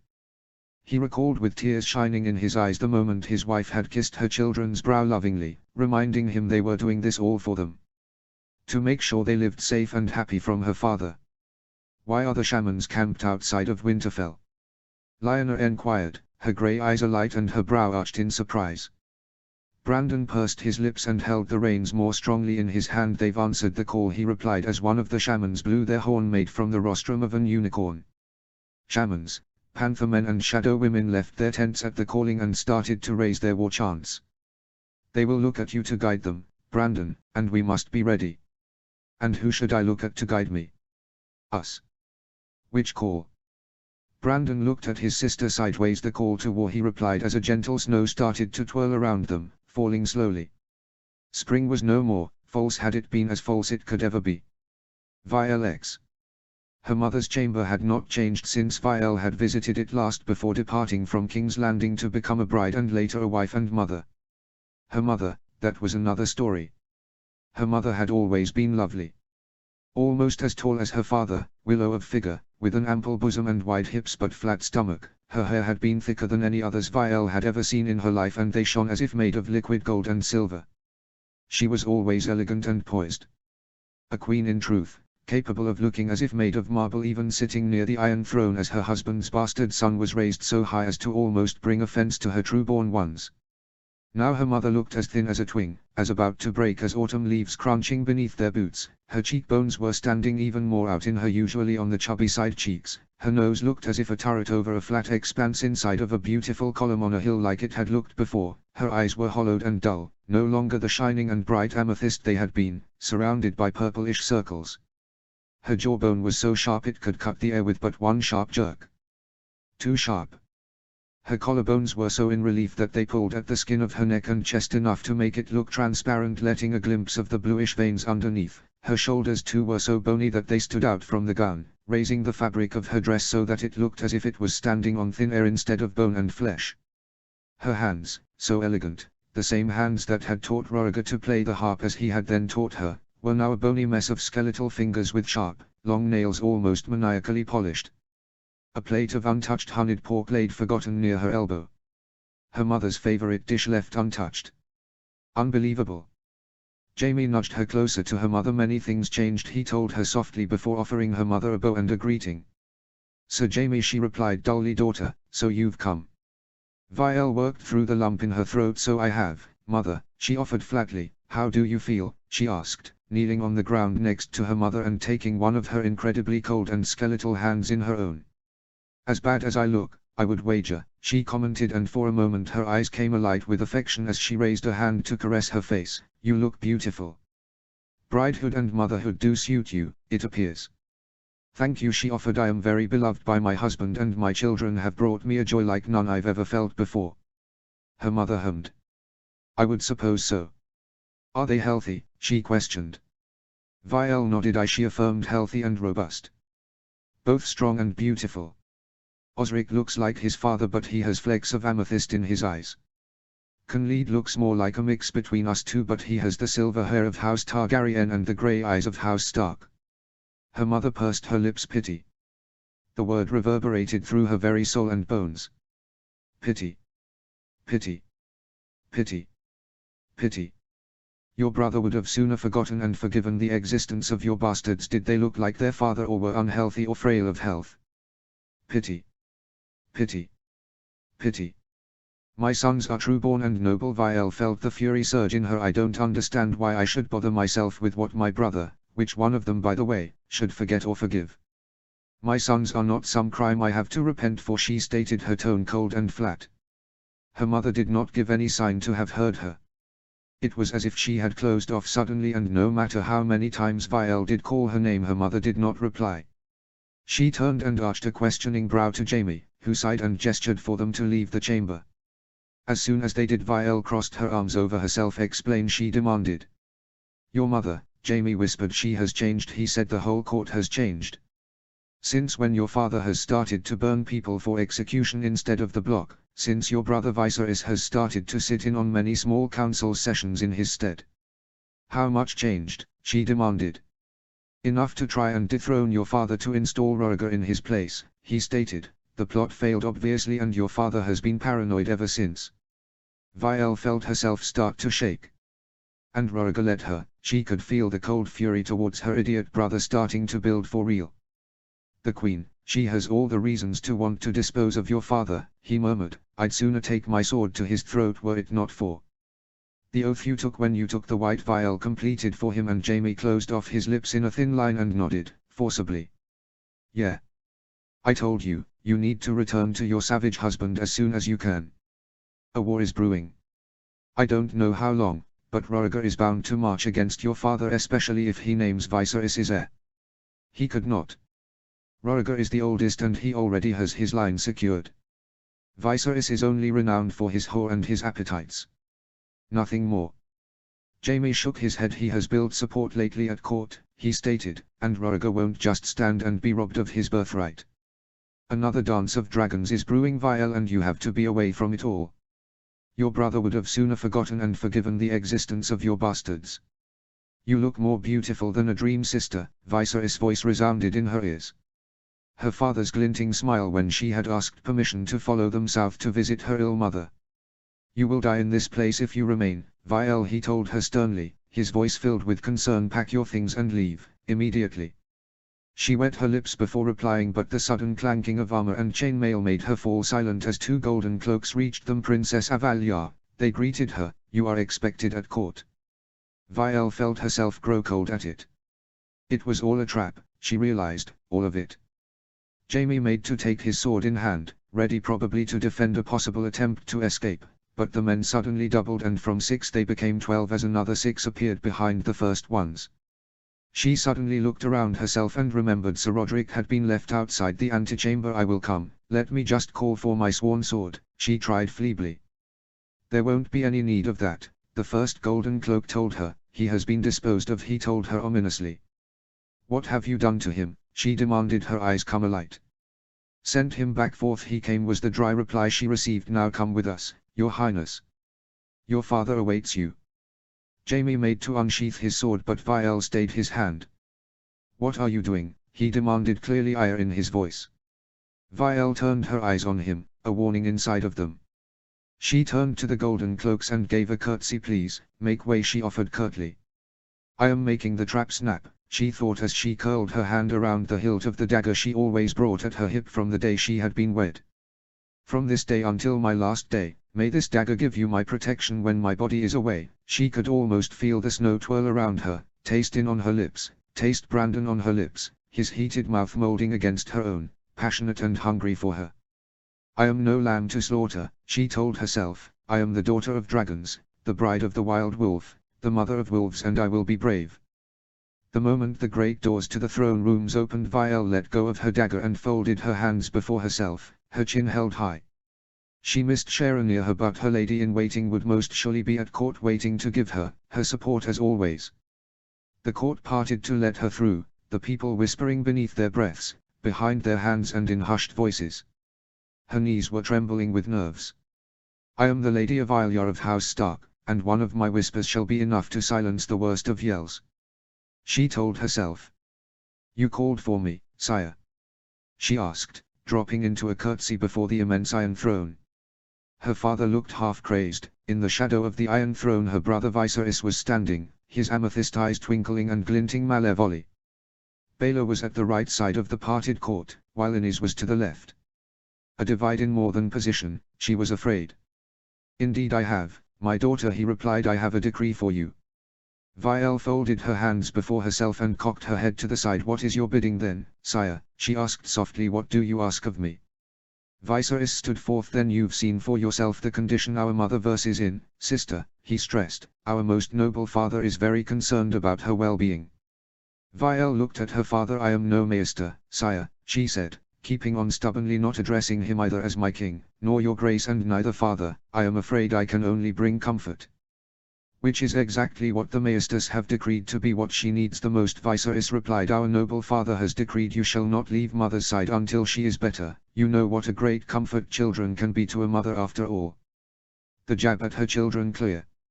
Vial set her jaw. Of course I do, brother, she replied. I assure you, sire, I will do my best for my lady mother. She curtsied and made to go away when her father gestured for her to. Before she did though, she turned and fixed the iron throne with a long, stern glare.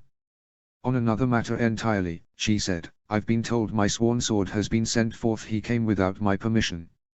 Of course I know this must be a misunderstanding, as he is God's bound to me by his oath. She smiled, her smile hiding fangs underneath. The court began to murmur. Is it true, your grace? Lord Valerian asked, coming forth and looking peeved out by this possibility. Her father clasped one of his hands around the pommel of one of the swords of which the iron throne was made and set his jaw. The High Septon stepped forward. Then of course not, he stated. The young knight has only been shown to the September so that he may give his oath properly in the light of the Seven. Vial smiled. I am happy to hear of that, so I should expect him soon, she said with a defiant tilt of her chin. Her father grimaced as soon as he pledges before the new gods as well as the old. He replied, clearly distressed at having been cornered in full court. I shall wait for him here. Then she stated, as he was chosen personally by my husband for my protection and I trust my husband above all others, she added defiantly. Her father fidgeted with his hand. Then the spider who was standing near the Iron Throne leaned forward to speak with him in hushed tones, and finally her father proclaimed, have the young man brought forth presently. Vielle looked behind herself to Jamie, who was shaking his head. You are playing a dangerous game, he whispered to her as they took place next to her brother Baylor. I know, she said, but if I am forced to dance, dance I will to a tune of my choosing. Notes. Oh snap. What will happen now? Eyes. What game is Rolla playing? Or is she playing no game at all? Which brother is she supporting for Vielle's hands if she is? So many questions. See you next week. As always, sending all my love, G. Chapter 28, Lyanna 4 and Brandon 8. Summary. Winterfell. A filler chapter. Did I ever tell you how much I detest filler chapters?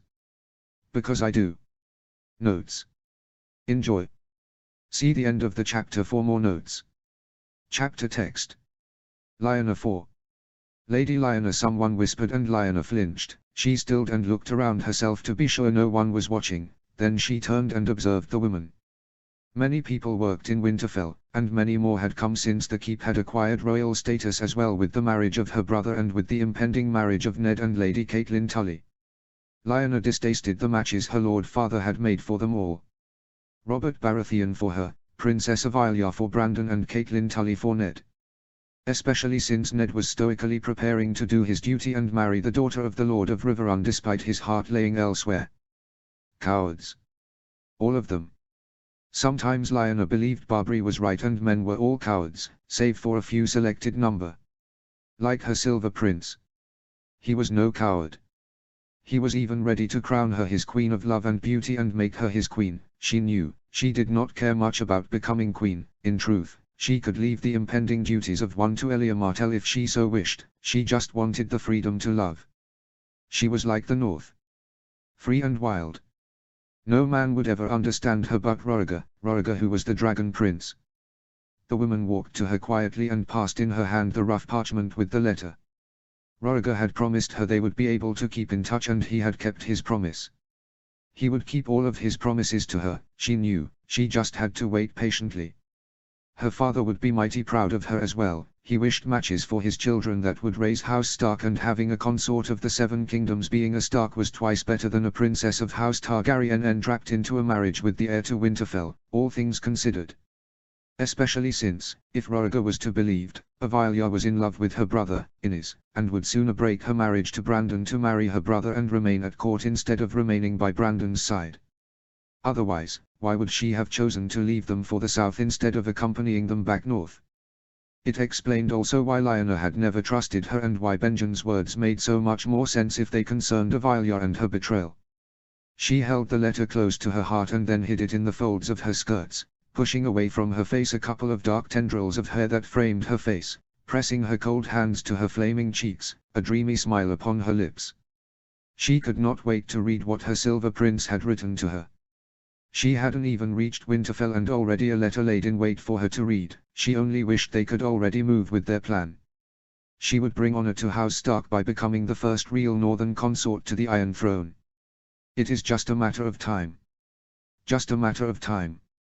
She twirled around herself and made to walk back to her chambers, turned the corners, still imagining the words her Silver Prince may have written to her, when she crashed against a hard chest. She stumbled back of a couple of steps and recovered her balance thanks to a warm hand wrapped around her elbow. She looked up to find the dark violet eyes of Sir Selhino upon her face. The Black Fear had been thunderous when he had learned Avalia had been sent alone to King's Landing, and he and Brandon had even gotten into a fist fight before Lyanna had managed to break them apart. Especially considering that Sir Selhino's wound was on the mend, not healed yet. Lady Lyanna, he greeted her. My apologies. Lyanna felt her heart skip a beat. There was something in Sir Selhino that reminded her of her Silver Prince. Something underneath. She shook her head. Selhino, she offered. No apologies needed. I was not looking where I was going, she stated. If you will excuse me, my mother is waiting for me, she added, with a small curtsy and walking away, her arms crossed across her middle. She felt his gaze following her as she strode around the successive corner. Finally she reached her own chamber and barred the door, exhaling out of relief at not having been caught looking suspicious. Living with two Greensers could prove to be difficult to any soul, to Lionel it was doubly so. Her only consolation was, usually, Ned, but Ned was now unreachable due him trying to work out his own feelings and his duties. The sap. Lionel would not be such a coward. She would fight for her princely love. He had told her as much, that she thought and acted like Visnya reborn, and no better match could be suited for him. She would fight her way to him, carve a path if needed, and make her house proud. She was born as the northern daughter who was supposed to marry in the south to foster bonds of friendship between the north and the south. She would do better. Roriga had promised her so. She fished the letter from the folds of her skirt and unrolled it, eagerly reading to see what her silver prince had written to her. My sweet, fierce lady, it begun. I miss you. I miss you, and I miss you the same way a dragon misses sunlight. He could be such a poet, she thought dreamy as she read on. Our plan is almost in motion, he continued in the letter. JC assures me that everything shall be ready at the latest by the full moon after the next. So long, Lionel lamented inwardly. I know what you must think, my fierce and strong lady. So long indeed. I would gladly ride to Winterfell myself, brave the cold, harsh northern climate, and claim you as my own. Take you and bring you away from them all, but we must await until the time is right. I have every trust. I shall have faith in your sword to watch my back as I will shield yours. Together we'll bring to the world the three heads of the dragons, the letter went on. Only you and I, together, can achieve such a feat. Oh, how I miss you and wish you were with me.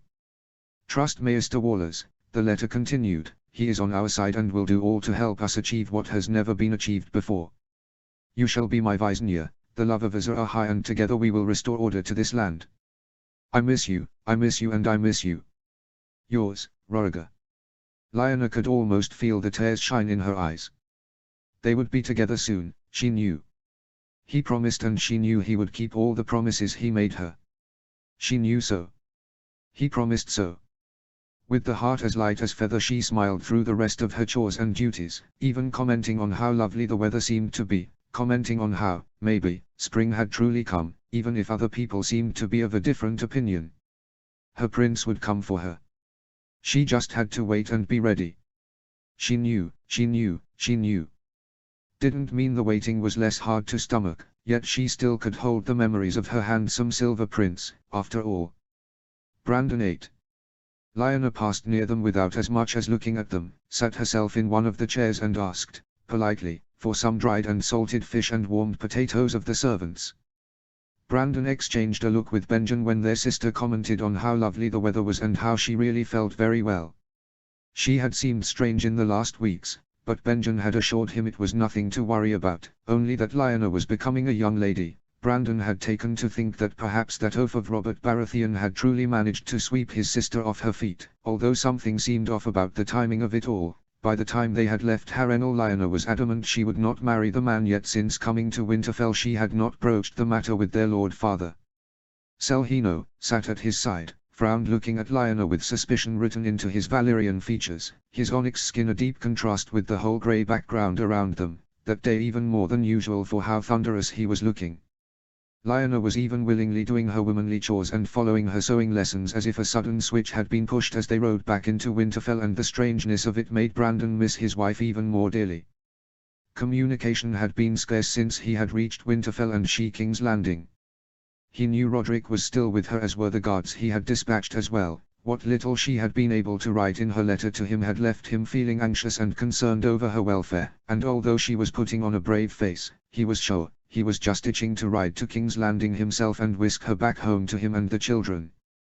Children who had, now, started to stay sat without any support, all on their own.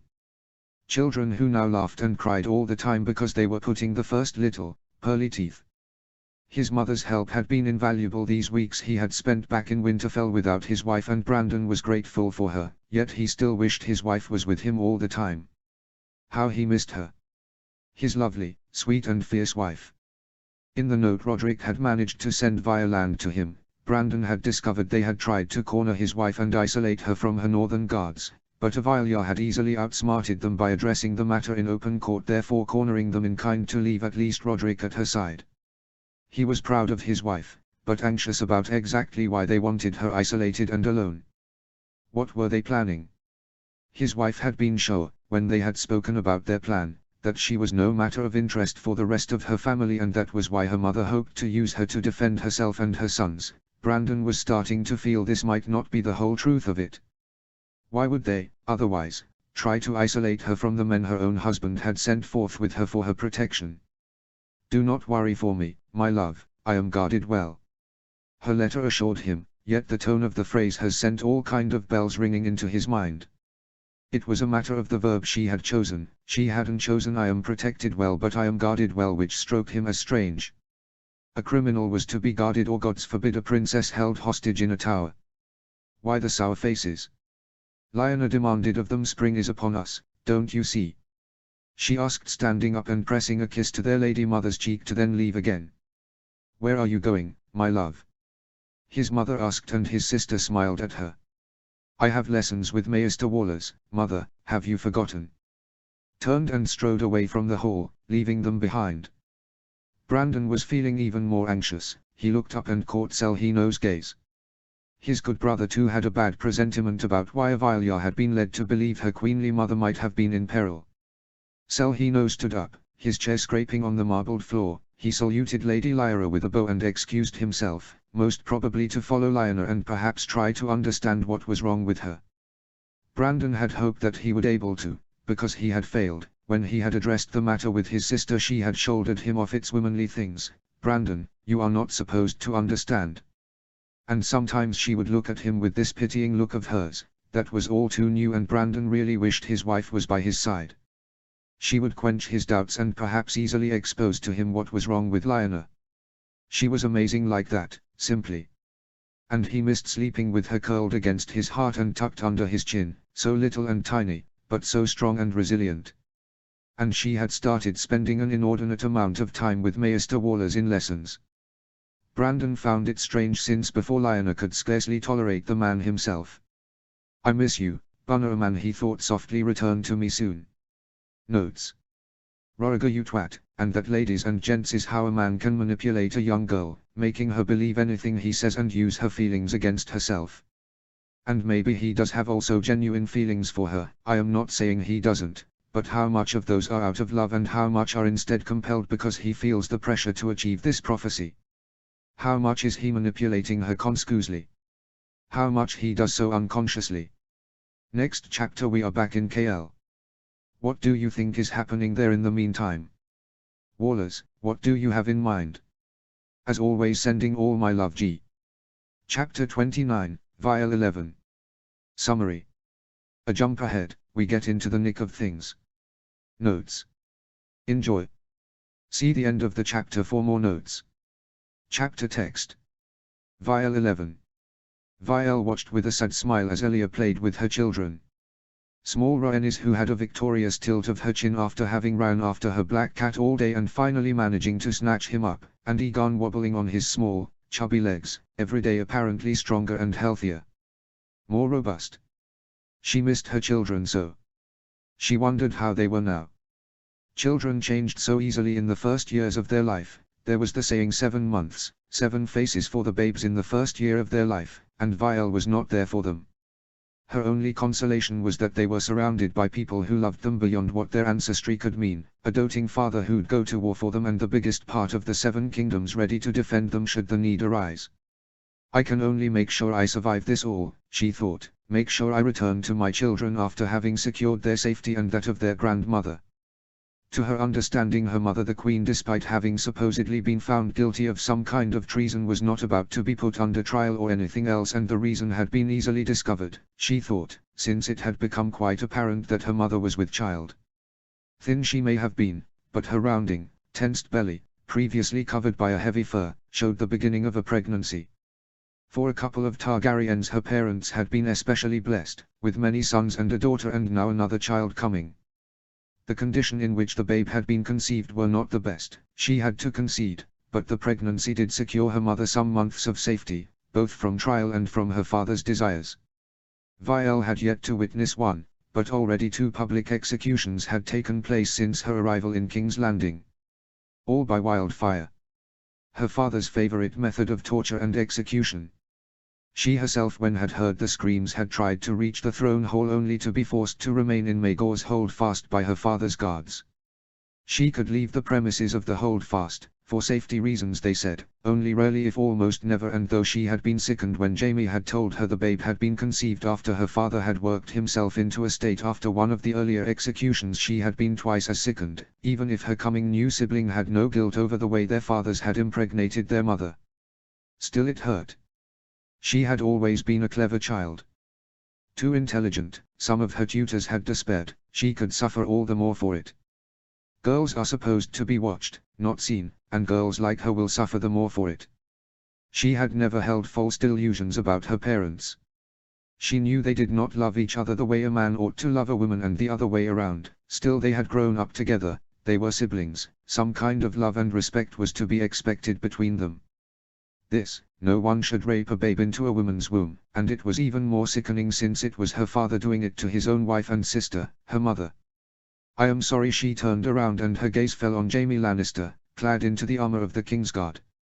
His emerald eyes were sad indeed, and his mouth had that sad pout Vielle hated. I should have done more, but I am not supposed to protect her from him, he added. This made her even more angry. If possible, are those your words, or the words you repeat to yourself in the darkness to lessen the burden of your guilt? She snapped. She had found that since she had been parted from Brandon she had little patience and was less disinclined to not show her own fire. Her own fury.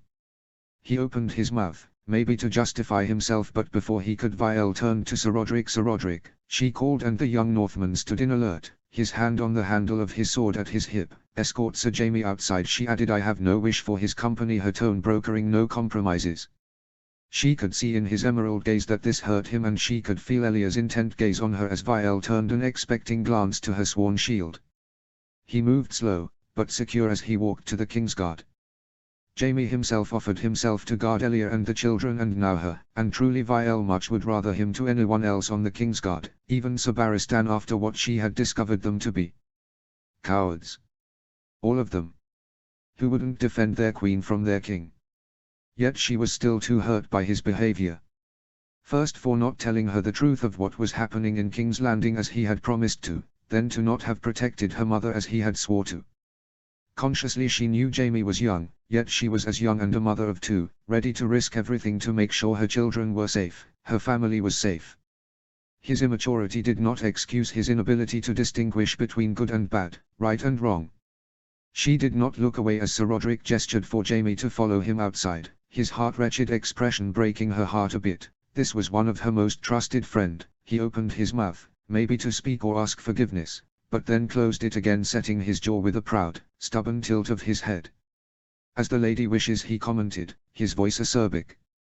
Vielle, despite her anger at him, was quite touched by the fact that even in throes of anger he had referred to her by her new title, lady instead of princess, having her back against everyone who seemed to easily forget that Vielle was now married to Brandon Stark. He marched out, giving her his back for a long moment, but, before the door closed behind him, he looked back at her, and in his eyes Vielle could see how sorry he actually was. It almost made her feel sorry for him, almost made her want to forgive him, but she was still way too angry with him right now. As she observed the closed door, she didn't realize her nephew had reached her on his wobbling legs until he face-palmed against her legs and looked up from her green skirts with a mostly toothless grin, and his purple eyes fixed on her twinkling with wonder. The sweetness of that beautiful grin made her smile softly at her nephew. You want me to pick you up? She asked him, and the toddler nodded to her. All right, darling, she confirmed before leaning down and scooping him up from the marble floor, balancing him atop her lap and brushing a strand of silver hair from his forehead gingerly. The toddler gurgled happily and reached out for the frontal curls of her mane, tugging gently at them. His childish delight reminded her of how long it had been since she had seen her sons last. I always wondered, Elia commented. Are you sure there was nothing going on between you and him? She asked, nodding with her head toward the closed door, gesturing to Jaime Lannister. Vielle shook her head. She commented, nothing. Jamie has only one love in his life, himself, she added, as always keeping the secret of Jamie and his sister love, as do I, she added, and those two do not coincide. Elia arched her brow. It didn't look to me, just now, she replied dubiously, like a man interested only in himself, she added. Vielle shrugged and balanced her nephew on her lap, making him giggle. I love my husband with all my heart, Elia, she stated, her claim sure and unwavering. I belong with him and our children. Elia nodded, letting the matter drop. They spent the afternoon together, and Vielle spent more time with her nephew and niece, both darlings, and for a series of moments she could almost think they back in Dragonstone, she unmarried and young, and her and Elia playing with babe Rhaenys after she first was born. But the bittersweet memory of her beautiful boys, all three of them, always came knocking back into her mind. I will find a way to return to you, my loves, she swore to herself. The afternoons became days, days turned into months, and by the time her mother was well into her 5th month of pregnancy, when it became confirmed for sure, Vielle received a distressed visit, by no one other than Jaime Lannister. What do you want, she snapped, for still she had not forgave him, and she was growing snappy every time her father forbade her, as her king, to leave King's Landing, under the premise that her mother would need her only daughter next to her to welcome the new child in the world, hindering her return to her husband and children. Children that, by now, would have celebrated their first name day. And she wasn't there. They might have started to properly talk, at least a bit, and she had lost all of that. Her tone might have been ruthless, and it showed into his face, but he need not lose time. You have to come with me, he exclaimed, leaning forward to grasp her wrist in his hand. Sir Roderick at her side unsheathed his sword, ready to battle. The lady has not given you leave to act so familiarly with her, he hissed, and once again, like many other times, namely when Vielle had visited the refuge in the city undercover, she was grateful for Sir Roderick and his unyielding loyalty to her and her husband. Peace, Sir Roderick, she pacified. Jaime, unharmed me now, she ordered of her friend. Jaime, although clearly distressed, obeyed. It's about Princess Elia, he told her in haste. You need to come. There was an urgency in his tone that Vielle could not mistake as anything else. It was the same tone he had when he had told her his beautiful sister had been disfigured by the lion his father kept caged in Casterly Rock because she had been brave enough to tug at his mane and had provoked the beast to attack her. She had laid in sickbed for weeks, and Jaime had been beyond himself with worry, even as his father had forbidden him to return home to Casterly Rock and continue his squiring. Remembering that instance, Vielle collected her skirts in her hands and notified her mother she was stepping away for a bit, but her mother almost looked like she had not heard her. She had been distracted all day. Vielle followed him, their pace swift, to her good sister's chambers in Maegor's Holdfast.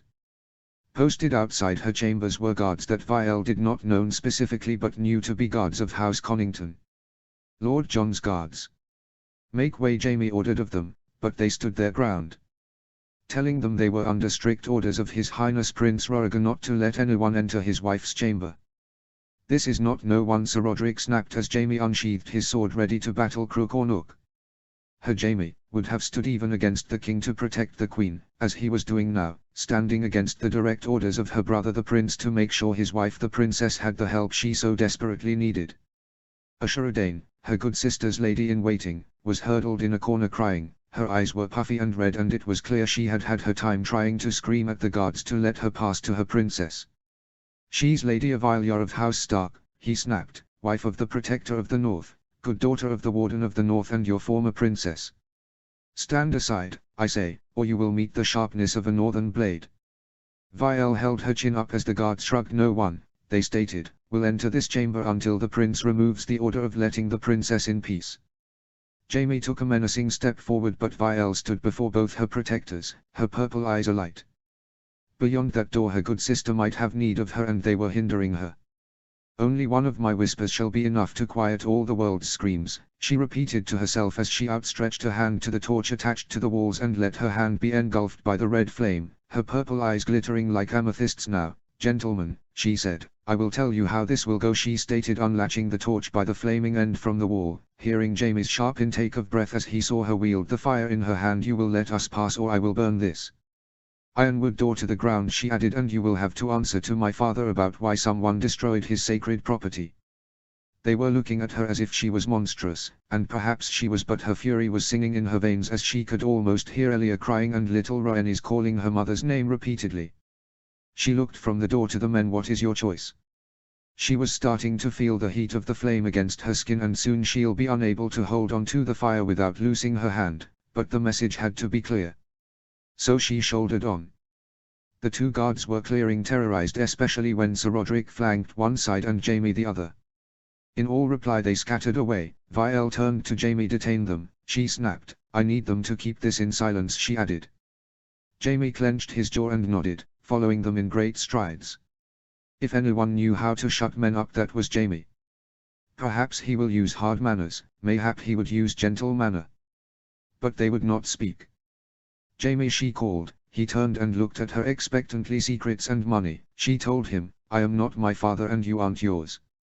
Jamie clenched his jaw again, a muscle in the side of his face jumping, but he nodded, and Vielle trusted that he would follow her orders to the letter. She would visit